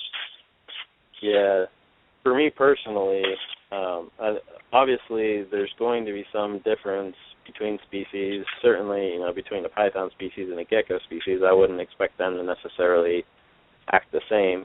But for me personally, I have absolutely no problem doing a generation or 2, breeding a male back to its mom that, comes out with multiple traits from breeding the mom to dad, and then I want to bring him back to the mom to get, a homozygous form of one of the traits that she had or whatever.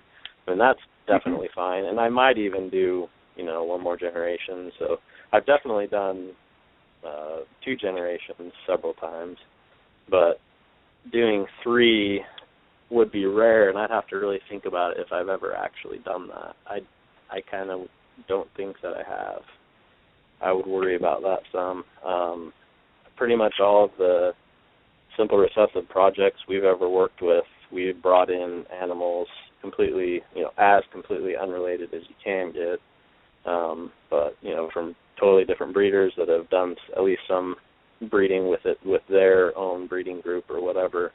I always, if I'm going to work on a simple recessive project, I want to have genetics, not necessarily the morph itself, but all the other genetics that come with the animal I'm buying for reproduction and immune response and stuff like that, stuff that's important for that animal to be happy and healthy. I want those genetics to be from different sources. I don't want to start a recessive project from one animal. That's not really a great idea. If you breed it to 3 completely normal females and then, kind of interbreed between them, then maybe you're okay, but I prefer to have, I might start with 1 male that's homozygous for a recessive trait, but then 2 or 3 years down the road, I'll either trade for someone else's female or male or whatever, but I'll almost always within 2 or 3 years, I'm going to have at least 2 or 3 different backgrounds. It's the same morph, but I want to have the other genes from different places and different outcrossings and stuff like that. When I hear this conversation come up, I always think of introduced species.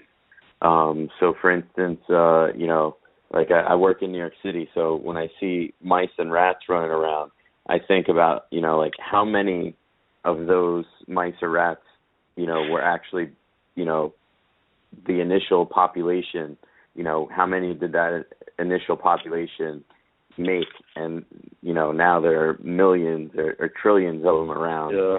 And it's like, and they're obviously doing very well.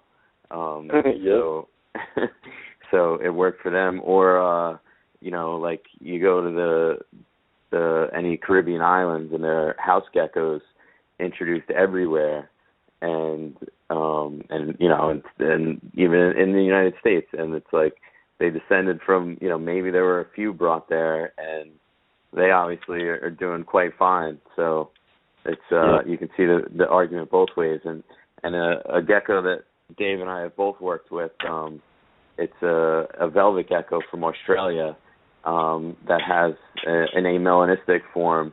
That's a simple recessive trait. And when I first got them, my first thing was exactly as you were explaining, Doc. I wanted to get some genetics from different breeders in the U.S. to outbreed the first ones that I was going to be breeding and producing. And I wasn't able to find any normals at the time when I was purchasing my initial stock. So I ended up with just a couple from a couple different breeders, but certainly they were related because they were that simple recessive morph. Plus, they're an Australian gecko, so you know that, you know, it's not like we're importing thousands of them from the wild. And then so I was unable really to outbreed them, but they just produce very strong, viable offspring generation after generation. And I only worked with them for a couple of years, but I just thought it was so interesting. You know, here I was thinking that they were going to be very inbred, and they turned out to be very, very hardy captives. John Scarborough did get some from me, and he did produce one kind of dwarf-like offspring, but he had very similar experience, that they're very hardy captives, very easy to care for, and very strong genetically when they've certainly come from a very small gene pool. That's interesting. There's a morph we have. Well, I don't know if you call it a morph. It's a line bred effect. Basically, unlike with ball pythons, you guys have a melanistic trait like the super cinnamon or the super black pastel. In leopard geckos, we don't have that. We don't have a true melanistic gene to work with yet. So a lot of people have been line breeding for dark geckos, and one of them are these really cool. What are they? The black knights from Europe. They're really dark. They're not completely black, but they're pretty darn close. But they've been line bred for 15 generations, and in order to keep that look going, you have to keep line breeding. It's not like you can really outcross them without losing that darkness. So in that case, I mean, is that bad? Is that excessive? It's what kept me from getting involved in them. Yeah, and I mean, I realize I'm kind of a nerd about this kind of stuff. A lot of people don't want to take the time or whatever, but I mean, what I would be doing is just comparing generations and seeing, you know, one of the first things, if you're having inbreeding problems, one of the first things you'll see is a decrease in reproductive efficiency. So you'll see less eggs, or you'll see more of the eggs that are laid crash, or you'll see more babies. I mean, those are the three things I'd probably look for the most: is less eggs per year, more eggs crashing while they're going, and then more babies that are weak or dead in the egg or whatever. But, I mean, not seeing any of those things, you know, I wouldn't worry about it too much. If you go like one of the big mouse, you know, rodent, since I'm in science, I've ordered lab rats, lab mice, stuff like that.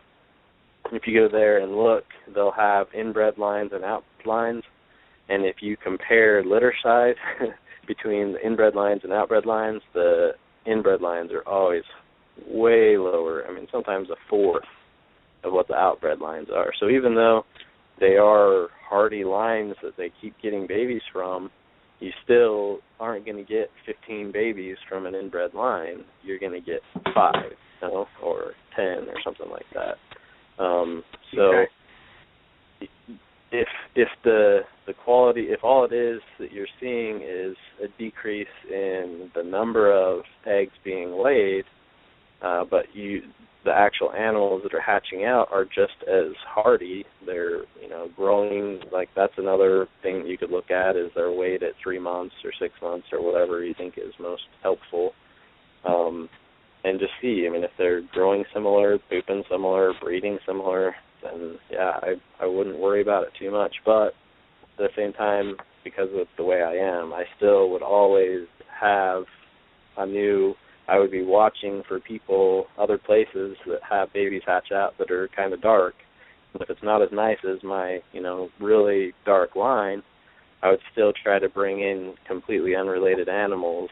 And especially if you're line breeding, that could help improve your rate, of producing really dark animals by bringing in the basic. If you're line breeding for a trait, that's a polymorphic trait, so there's multiple genes that affect that one trait. And so getting unrelated lines that have, even if they're not as dark, but if they're showing some of that trait, it could be that they have different genetics that's causing that, and you put that into your dark trait, that could make yours, so instead of having 3/4 of the babies hatch out being, nice and dark, you might move closer to all of them being nice and dark or whatever. It could improve your rate as well. But, yeah, if I was doing that every year, I would be watching for 2 or 3 or 4 or 5, that I could bring in and breed and put into that, so I have completely unrelated blood coming in.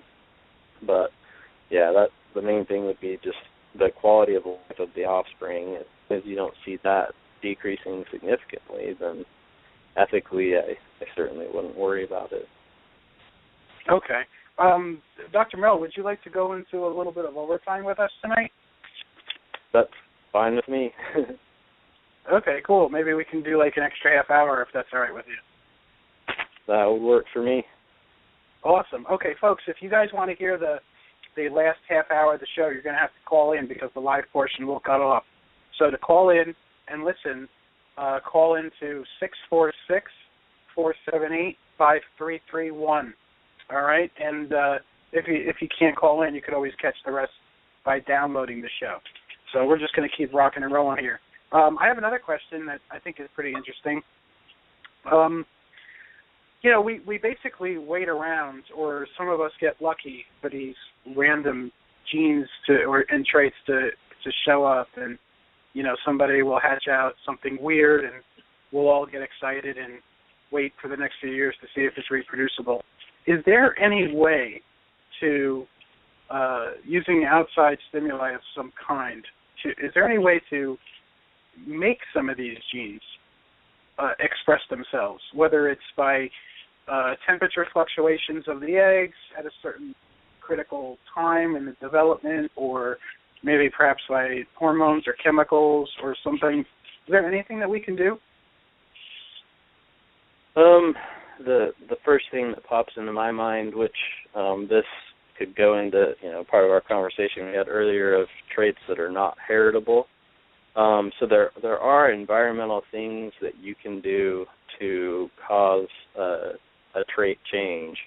But when you do it that way, you just have to keep in mind that it's not heritable. So if you, like the example that comes to my mind, since my breeding is almost completely in pythons, we don't know, I don't know anyway, I don't think anyone's taken the time to figure it out, but if we increase the incubation temperature at some point during incubation with artificial incubation, we'll get some really weird striping, and it looks really cool, but yeah, it's never been heritable.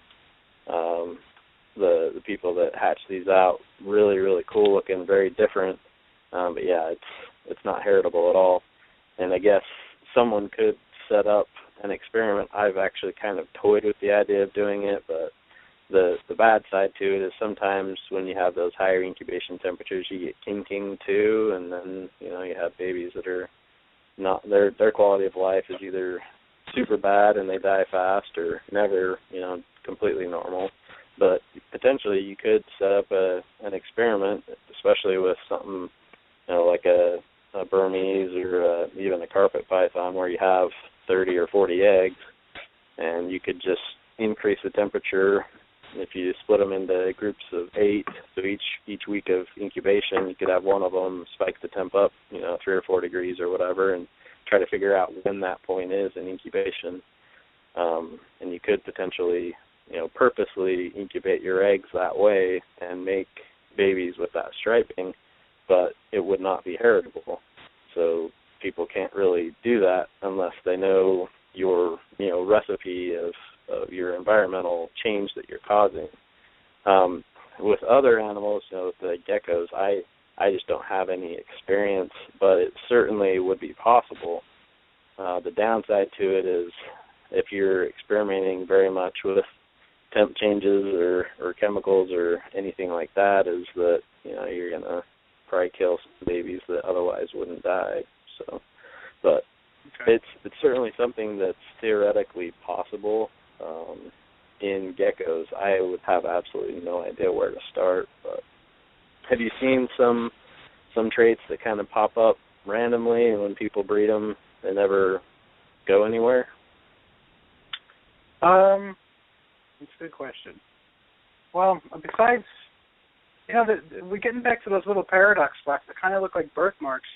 They actually seem to be heritable sometimes. It seems like they reproduced over and over again with certain lines. But other than that, no, I'm not. I can't. I'm not off the top of my head. But what I'm more concerned with, what I'm more getting at is, there's a couple traits that, like for instance, the ball python world has that we haven't discovered yet with leopard geckos. Like we haven't unlocked, and that's my next question, by the way. We haven't unlocked the melanistic or the true leucistic gene yet with leopard geckos. We have just about everything else, or a true genetic stripe. We don't technically have that right yet. We do have some reverse stripes and stripes, but they're more of a polygenic effect. So yeah, I'd like to, if there is a way to somehow, get one of these genes to wiggle loose on us, and show itself, and then from that point on be genetic or heritable, that would be awesome. Yeah, if there was a way that you could randomly be causing mutations that you could, maybe someday it would be the one you wanted, certainly going to kill way more animals than you're going to have. So we just got to wait it out and keep breeding and wait for them to pop out. A genome sequenced, and we had good annotation, and somebody was able to do the work and figure out where some of these genes are. So we basically are educated on the actual sequences of these genes and where they are. Then we could go and we'd have to have that, another species like ball pythons or something like that. So say theoretically 10 or 20 years from now, I have a ball python genome sequenced, leopard gecko genome sequenced, and there's been enough annotation and work from people that are interested in morphs and stuff like that I know where the stripe gene is and where the leucistic, the Mojave, lesser, all those things cause leucistics. I know specifically where those genes are, what their sequences are. Then there are things that I could do as a molecular biologist purposely. I can actually inject into embryos, very early embryos. I could inject something in to either knock down or knock out a gene.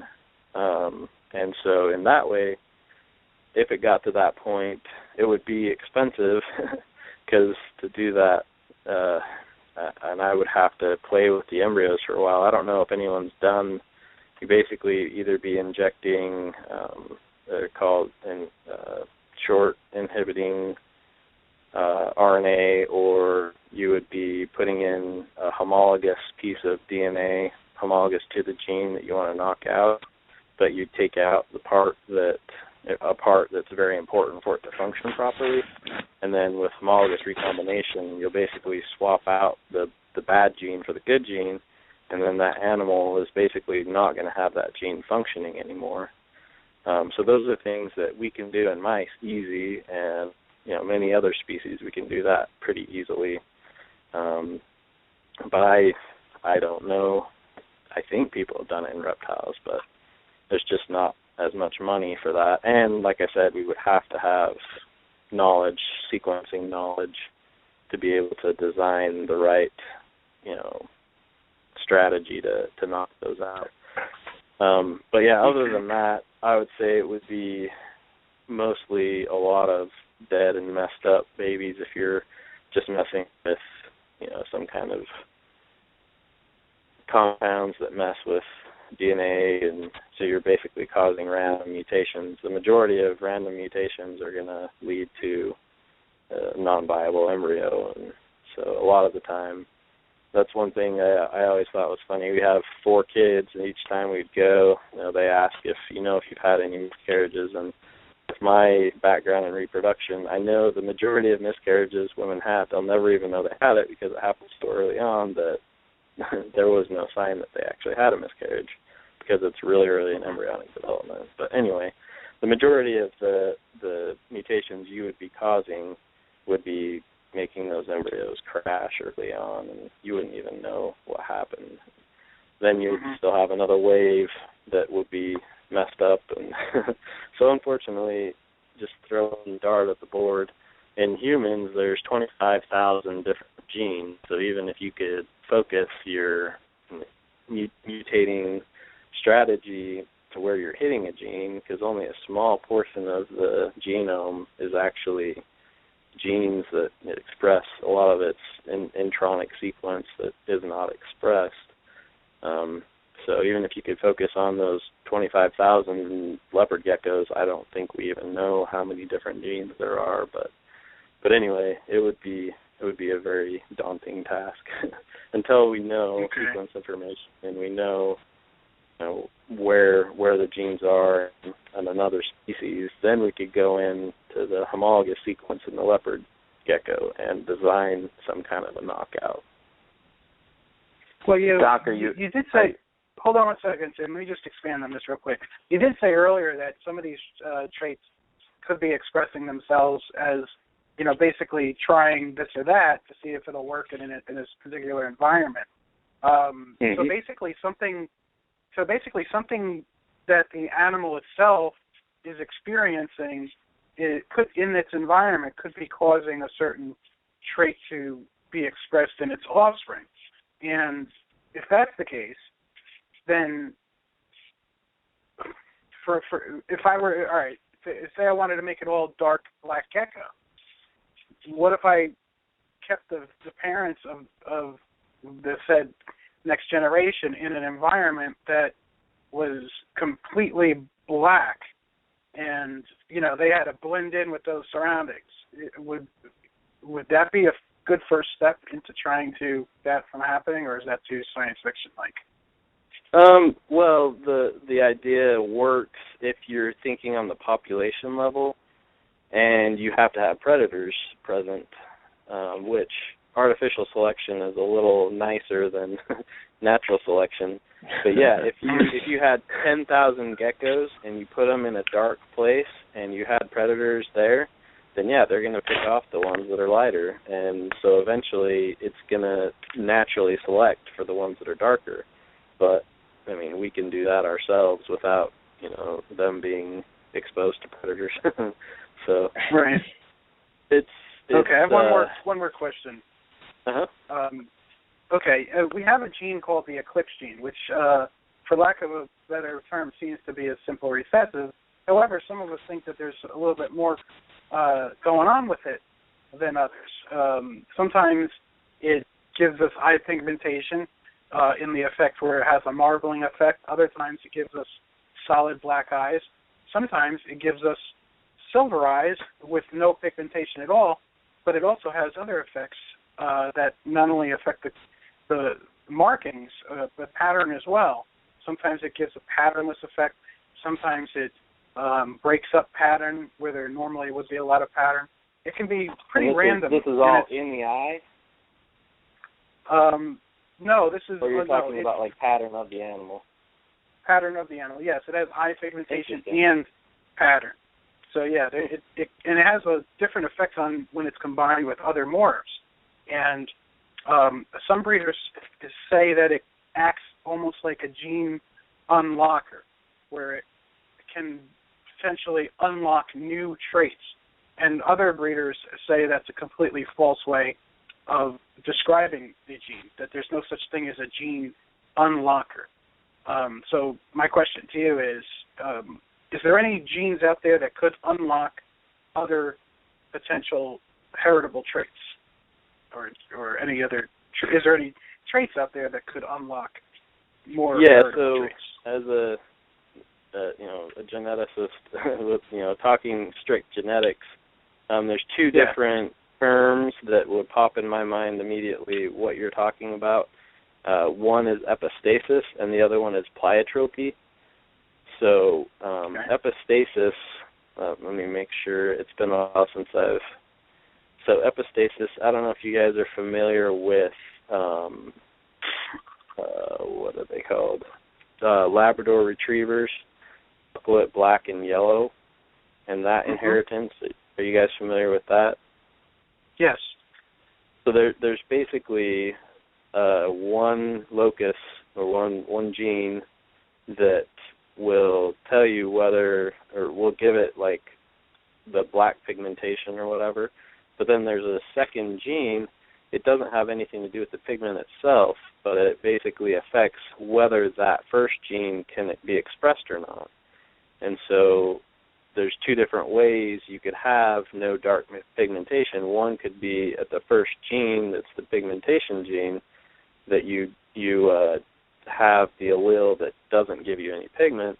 The other way could be is you could have the pigment gene there at the first gene, but the second gene says, no, you don't get to express in this animal. It just completely shuts it down. And that's definitely possible. The other term, pleiotropy, is, and many genes are pleiotropic. What happens there is that one gene affects several traits, and there's certainly plenty of examples of that in all kinds of different organisms. You can certainly have one gene affecting several different traits. So, there's definitely lots of examples of that. If you go into the ball python world, you look at the same locus, the same gene, you have different alleles, yellow belly, specter, I don't remember all of them, spark, I think, is another one. So these are all at the exact same, they're the same gene. It's the same with Mojave, lesser, butter. So they're all alleles of one gene, but they do express slightly differently. And so you basically, with one gene, you can get several different traits, just depending on which allele you have there, whether you have Mojave or lesser, or whether you have a yellow belly or you have a specter or whatever. There's certainly examples in ball pythons where at one, for one gene, you can see different traits. If you compare a super striped ball python to an ivory or a puma, they look very different, but they're all the super form or homozygous form of this one gene. So there definitely could be something there. If somebody has some breeding results from that specific, working with that specific trait, and want to send them to me, I'd be more than happy to look at it and see if anything pops out at me. That's the kind of stuff I geek out on for sure. We'll definitely send that up to you. Hey, Tim, let's not forget this week. Let's send them a bunch of stuff about eclipses, because that's like a very controversial thing in our community, the eclipse gene. But I thought, and I was just reading while you guys were talking, I thought that the marble eye and the eclipse were not related. I thought they're totally separate things. Oh, okay. From the way you said it, I don't think it sounded like that. Well, no. Well, I said that the eclipse gene gives eye pigmentation, sometimes in a marbling effect, and sometimes solid black eye, sometimes just kind of like an eclipse moon would look like, and sometimes there's no pigment at all. But then there's another gene that we have that seems to only affect eye pigmentation. That's called the marble eye, and but the eclipse gene, unlike the marble eye seems to only affect eye pigmentation. The eclipse gene not only affects eye pigmentation, but it also affects color and pattern sometimes, because it kind of acts like, it seems like it's like an overlay, and it kind of washes out, like if you have a really bright orange gecko and you add the eclipse gene into that project, in a lot of cases that eclipse gene strips away a lot of that rich orange color and gives it a less colorful look. So like really pretty eclipses are hard to come by. You have to really selectively breed for them, because you have to compensate for this gene that kind of washes out that color. And in addition to doing that, when you add the eclipse gene to, say, a gecko with really bold markings, it'll break up those markings a little bit, and they won't express as bold. So, there's other effects. People think that it has other effects too, but like I said, the question, the part in question is, can the eclipse gene make other traits that could then become genetic or heritable on their own? Could this one gene, by breeding it to each other over and over again, unlock something new that will be its own separate heritable trait and go on to be reproducible? That's the question. So, but I think you answered that. Yeah, and if I was talking like strictly genetics, I would word it differently. But yes, unlocking, I wouldn't necessarily call it that. If you're talking, genetic speak, you would say it allows a gene to be expressed or shuts down the expression. Like with the Labrador Retriever, yellow, brown, black, that second gene can completely shut off the expression of the first gene. So, but yeah, okay. It is similar to what you're saying, that unlocking or completely locking up, just completely shutting down the effect or the ability of the cells in that animal to produce that protein is just totally shut down. That's possible. Like I said, okay. I'd have to see breeding results. The best would be for me to see parents, and if someone does a good job of explaining, it could potentially put them into categories of color and eye and stuff like that. But otherwise, if I have pictures of adults and offspring for a few generations and stuff like that, then I totally love playing with that kind of stuff. I enjoy that. So if someone wants to pass that along, and that's something that could potentially be submitted for a publication in herpetological review. I've had one. They had a herpeticulture section. I don't know if they still do, but and then also obviously in some of the herp magazines. So if someone has data that they want to share, I'd be happy to play with it. And if it's interesting, I'd be happy to help write it up and submit it to you. Okay, we could send you animals too if you want them. You can work with it yourself. Well, I had 3 leopard geckos, I think in about 2004, but I ended up trading them for a snake, because it's when you're used to working with pythons and then all of a sudden switching to geckos, it is way more work. I mean, I can, if I need to, be gone for a week or two, if I just make sure water's okay and kind of turn temps down a little, I mean, I'm fine, I don't have to do anything. I usually will have we suffer for our geckos. Right, yeah, you definitely do. It's way more work. So yeah, you don't want to send me. That would be bad. Not unless I change my habits. But at the same time, Doc, I would think that the quick generational rate, if those are the correct terms, would also pique your interest in terms of what you could selectively breed for.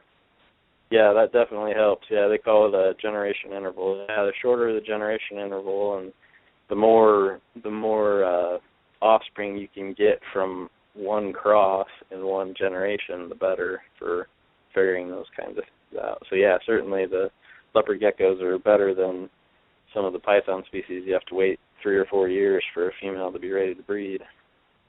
Yeah, geckos are good for people with ADD. And Doc, I've heard you mention the website, a spreadsheet for putting data in. There are several morphs in leopard geckos that people are not sure if they're polygenic or recessive. or incomplete dominant. So could you talk about that a little bit? Yeah, so there's a professor, I think it's the University of Delaware. But anyway, what you type in is, the Handbook of Biological Statistics, I believe is what it's called. The specific test you want to use is called a chi-square test. And you can just do it just in Excel, but the way he has it set up is really nice because he has a page on chi-square test. And I guess to kind of explain a little bit more what you said briefly, if you're in a situation where you have a trait you think is heritable, you're not sure whether it's line bred or if it's simple recessive or incomplete dominant or whatever, you have some ratio, offspring that have the trait, don't have the trait, and you know what the parents were. So you basically can take that information. You need to know what your expected ratio is. So like if it's a simple recessive and you're breeding 2 hets, your expected ratio is 1 in 4. And then you put in your observed results, which could be 23 and 37 or whatever. You put that in the spreadsheet and it'll tell you what the probability is that those 2 averages are the same, basically. And so if it says that there's less than a 0.05 chance, then that would tell you with 95% confidence that what you're observing is not simple recessive. But anything above that would tell you, yeah, there's a chance this is a simple recessive trait. And for each one of these tests, the one you're interested in is the chi-squared test. You click on that, it'll have a whole bunch of information that he's done a good job of making it as easy to understand. It's still statistics, and I know a lot of people don't enjoy that, and I definitely appreciate that, but he's done an exceptional job of making it as simple to understand as he can, and then putting together a spreadsheet with an example so you can see how he put the numbers in, so that you could then put your own numbers in. And that's a good way to kind of test if you have some, if you only have one cross that you've done, one male, one female, that's not going to tell you anything. But if you have, several breedings, especially if you have it over multiple generations that you can put in there, that would give you a good idea of whether you're seeing a, single gene, simple recessive, dominant, whatever, or if it's or like a polygenic trait. Yes, and I was able to find it. It's biostathandbook.com. Okay. Yep. And so that'll clear up all the questions that people have, because you always hear people say that they worked with it and they think it's this or that, but the way you explain it, if we collect the correct data and enter it in, it should be very clear. Correct? It will give you an idea. It's the unfortunate thing is the only time it'll tell you for sure is if it's not what you think. So if you think it's simple recessive and it gives you a p-value less than 0.05, then you know it's not simple recessive. But if it doesn't give you a p-value below 0.05, then it's still a chance that it's simple recessive, but it could be that your sample size is too small. So if you sent me the numbers and you had, 7 and 14, and the p-value was, above 0.05, so you're saying, hey, this could be simple recessive, I would say, well, it might be, but you need more numbers. But if when you put it in the first time, if it gives you a p-value below 0.05, it's not simple recessive, then you don't need to worry about it anymore. But if you send me, you have 350 of this and 700 of this, and it's giving you a p-value above 0.05, then I'd say, there's a very good chance that that's simple recessive. Yes, that's what I was referring to, is a large sample size. Yeah. Obviously. Yeah, that's the only thing I want to make sure people know. If they're doing it on their own, it doesn't necessarily mean it. If you're doing a small sample size, then that's why whenever you read anything in the literature, it's always going to have sample size along with the p-value. So you definitely are going to have several individuals. Or if there's, several breeders doing the same, crosses and all collecting the same data, then that's, increasing the sample size. Yeah, they could pull those crosses together and put in the expected and actual or observed. Yeah. And what are you familiar with the glowfish, Doc? The production of glowfish for the pet industry? Correct. Yeah. Yep. I've done that kind of stuff. And did you? Yes. With fish, you said?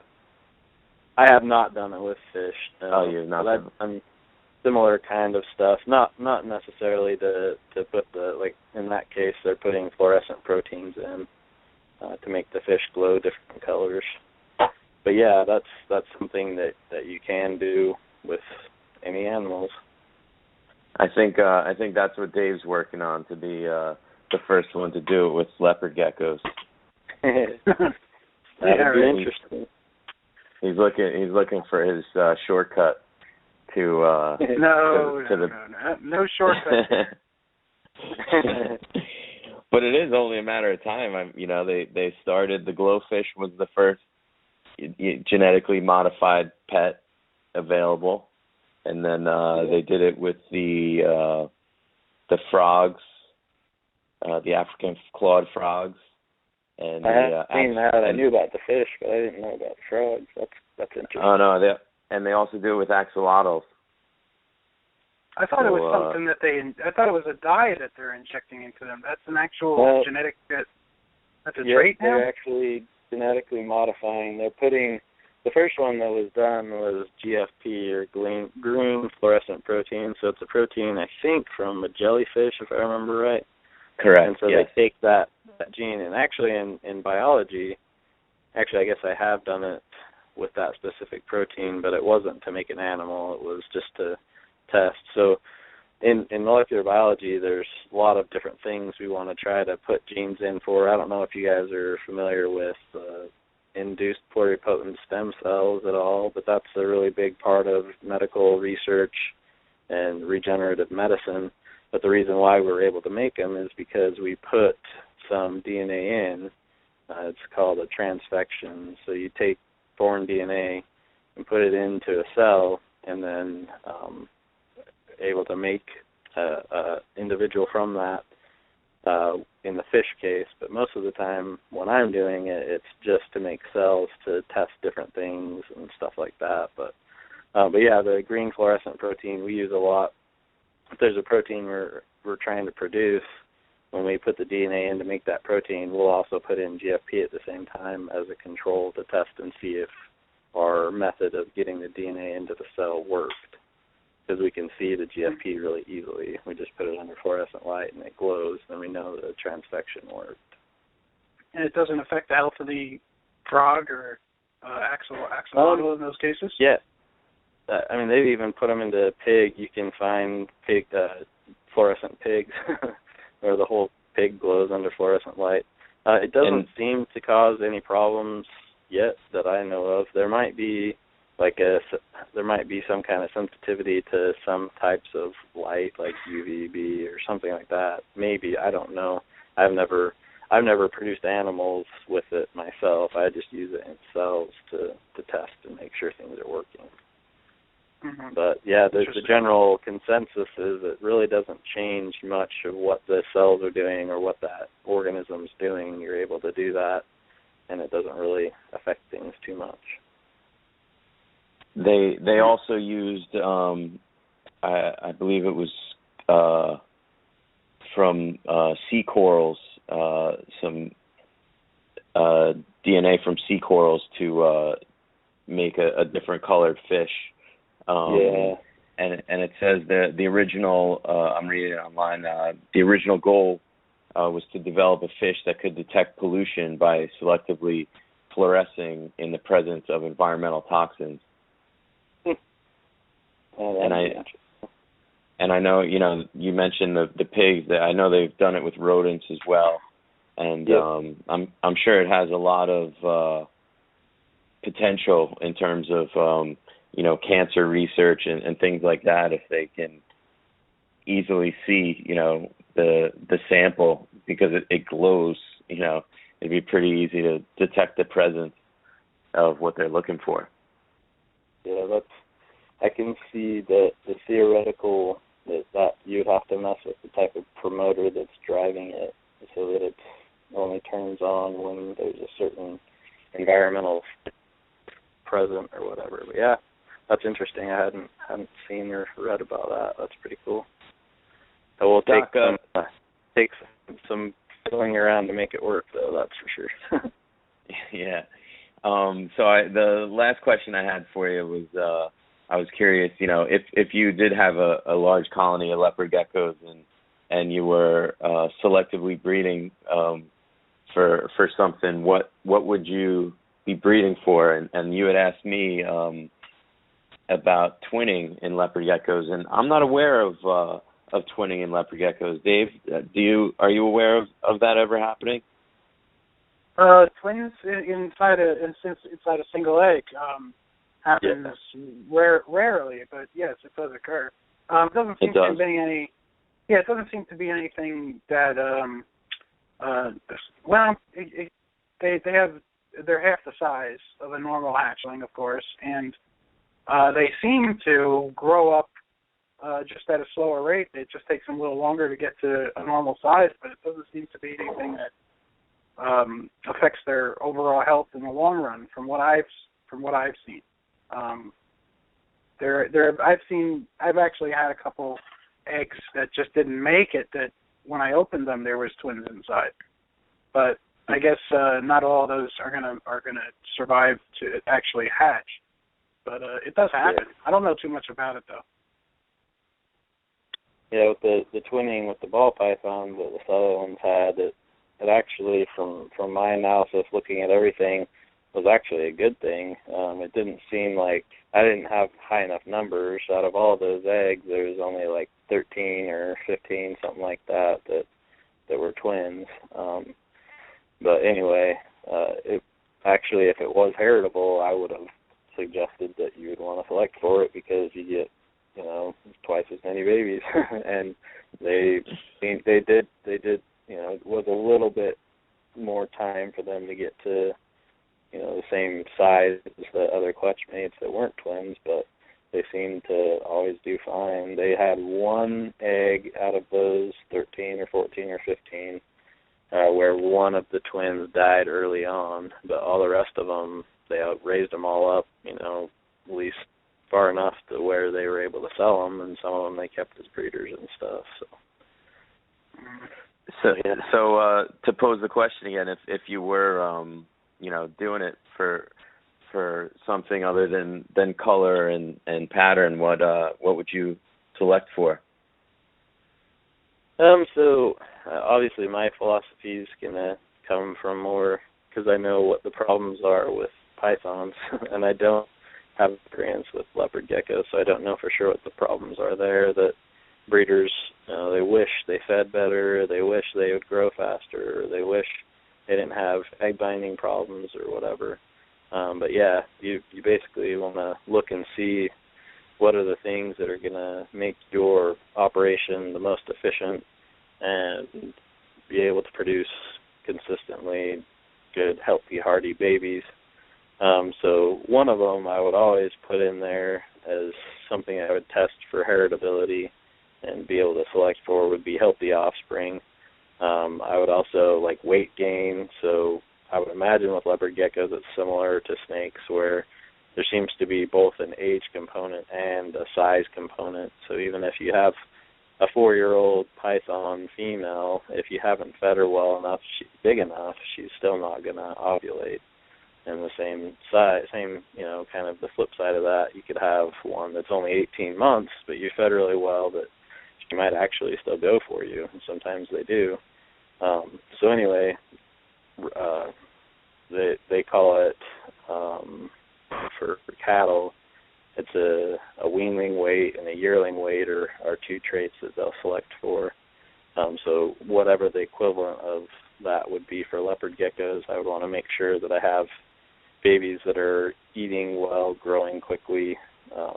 Another trait they select for is feed efficiency, and that's really only worth selecting for if feed is a significant cost for you, which I don't know, the dynamics with leopard geckos, but they can actually select for in some animals that's heritable, and they can. So you feed this cow, you feed it 500 pounds of grain, and it's going to grow so much more than another one, a different line. You feed it the exact same amount, but it's not going to grow as much. That you can actually select for and improve your breeding stock so that they're more feed efficient. But yeah, and then another really obvious one is if there's ever egg binding problems and that's heritable at all, then you want to wipe that out. You don't want to have that problem. Clutch size is a huge one for pythons. With geckos, is there a lot of variation? I honestly don't know this, like how many clutches you'll get from an individual female. Is there some lines that you'll get 2 or 3 or 4 more clutches a year from others, or is it kind of more uniform? Dave, that's a better question for you to answer. Yeah, I don't know. It depends. It depends on. Go ahead, Tim. What? I think it's more environmental, and with the variability, the big variability that people don't measure with leopard geckos is the food intake. So in terms of answering that, it's kind of tough to answer. But most of the things you mentioned, no, they aren't issues. Egg binding is not an issue with leopard geckos. And getting back to what you were talking about, I believe Mike Lehman at the Gourmet Rodent, they talk about, and he didn't discuss it on the show, we just recently had him on, but I think they do about 6 or 7 months from egg to egg to raise up babies and to get them producing. So it's wow. They're really pushing it. Most people do about a year. They raise them up and get them to a healthy weight, and in about a year they'll start breeding them. But at the Gourmet Rodent, they're pushing it to 6 or 7 months. Yep, and see that if that's purely environmental, then there's not really anything to select for. You just, if you want them to go earlier, you feed them more. But if there is a genetic component to that, then and it's heritable, then that's something you could select for. But once again, like we talked about earlier, you can't just focus on one trait. So then you need to look at female lifespan. You need to look at eggs per year. The ones you push really hard only lay a few eggs that first year, and somehow their body says, okay, I laid 4 clutches. The rest of my life, I'm only going to lay 4 clutches. Then you don't want to select for that. So you need to think about more than just that one thing. But that's kind of the tough thing, is figuring out what's important, what's heritable, and then also how, if you select for that, if it's going to cause a negative trait somehow else. Yeah, it's believed in leopard geckos, according to Ron Tremper, that they go through a menopause. So they're kind of, that females are born with a certain number of ova, and once they're used up, they're used up. That's interesting. Another reason why you should get into them, Doc. I've had like 14-year-old females produce,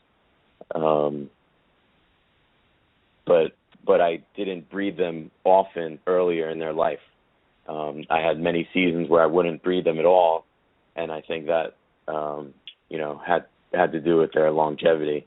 Ron also thinks that, not to get too far off, but Ron also thinks that the females will often decline after they go through that menopause. Like they'll decline food? they'll lose weight. They'll lose weight and basically die off. Their overall health declines. I got you. Yes. Yeah, and see, from an environmental standpoint, that makes sense as a life history trait, that if they're not going to contribute to the next generation at all, if there's no, kind of grandparent care, and they're not helping to care for the younger generations, and they can't reproduce anymore, then it makes sense that, unfortunately, for their species to be the most efficient, then it makes sense that those ones would die out of the population and not be using resources. It's a lot of interesting stuff. We really appreciate you coming on and taking the time to discuss all this with us, Doc, and we'd love to have you back again.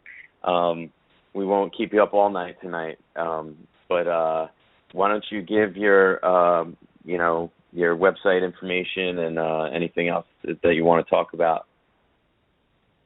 All right, yeah. First of all, I definitely enjoyed being on here. I always worry that I nerd out too much, and so hopefully this has been interesting for people, and definitely stuff awesome I love interview. thinking about. I'd certainly be happy to come back on. The website for our apps is, I believe, it's www.australianaddiction.com, so there's no S at the end, just Australian Addiction. That's the same. You can find us on Facebook, and Justin does a much better job than I do of keeping things, putting new things up on the website and on Facebook, but I get a few things on there. And then on our website, if you go to the About phone number and email, it's probably the one that's done the most gecko work. That's cool. In the area. He's now through there. I don't know, for lizards and genetics, it's pretty much whoever do that. What the heck was that? Sorry about that. Tim, you okay? It was a pipe in my boiler room fell down. Dope. Oh my God, that was loud even on my headset here. Wow, jeez. Well, yes, Dr. Morrill, it was an awesome interview. I seriously appreciate you coming on. I feel like we could have gone on for another few hours. I'm sure you could have too. We've definitely got to do a part 2 in the future, if that's cool with you. Yep, that sounds good to me. Awesome. All right, great. All right, well, we'll let you go, and we'll be able to listen. I'll probably listen to this broadcast a few more times during the week and get it all absorbed. But thanks again very much for staying up late with us tonight. No problem. Thanks again for having me. Thanks so much, Doc. And if anyone wants to hear, he's done several other blog talk shows. So if you just type in Ben Morrill in the search, you'll be sure to find some of those on-demand episodes, and you could learn a lot more listening to those shows. And go ahead, Dave. You want to roll the rest of the show? Yeah, let's play the outro, and we'll come right back, and we'll do our closing remarks. Hang tight, folks. Gecko Nation Radio is a David Fine Geckos creation and production. You can visit the show's Facebook page at Gecko Nation Radio. I also have a great family-friendly group on Facebook called Gecko Nation. Apply for membership today. The jazz music you heard tonight was generously donated and created by Jeremy Turgeon of J&D Reptiles. Thank you very much, Jeremy, for the great musical pieces. You can check out Jeremy at J&D Reptiles on YouTube and on Facebook. And a very special thank you to our news anchor, graphic designer, and audio tech, Steve Barker. All the graphics, audio sponsor plugs, and music overlays were assembled by Steve. Check out Steve on YouTube at BC Barker Creations. He has some terrific videos for the herp community with amazing geckos and snakes. Please support the U.S. Herpetocultural Alliance and USARC. Gecko Nation Radio is proud to support both of these organizations. Please donate to USARC so that they have the funds needed to legally protect pet owners' rights nationwide. You can donate to the U.S. ARC Legal Defense Fund at www.usarc.org. If you would also like to learn about advocacy and how you can take action on a state and local level, please subscribe to the U.S. Herpetocultural Alliance newsletter and blog at www.usherp.org. All right, folks, what a great show. Tim had to get going. I think he has a crazy plumber over there that's trying to kill him or something, throwing pipes around. But I don't know. But, this was one of those episodes that is going to be a go-to genetics episode. Okay, we talk about genetics a lot on the show, but now hearing it from an actual geneticist, I think it'll help all of us just have a better idea about what we're doing and what we're working with and how these things express and affect each other, affect the animals that we're working with. And I hope you guys got a lot out of this episode and looking forward to doing it again down the line. So before we go, I just want to, of course, thank our sponsors, Dale's Bearded Dragons, AB Dragons, Gecko Boa Reptiles, Supreme Gecko, Ohio Gecko, Rainbow Mealworms, Reptiles Express, Mr. Ron Tremper, GiantLeopardGecko.com, and MS2 Premium Insect Chow. And last but not least, Daryl Burton from Longhorn Geckos. Thanks, everybody, for tuning in, and we will see you next week. And next week we have Jason White from Daily Reptile News. He is back broadcasting several times a week. It's good to have him back in the community doing what he loves. And we'll catch up with him and see what he's been up to. He's been on a bit of a hiatus lately, so see if he's well rested and ready to get back down into the action. So, all right, folks, have a good night. And let's play a song before we go.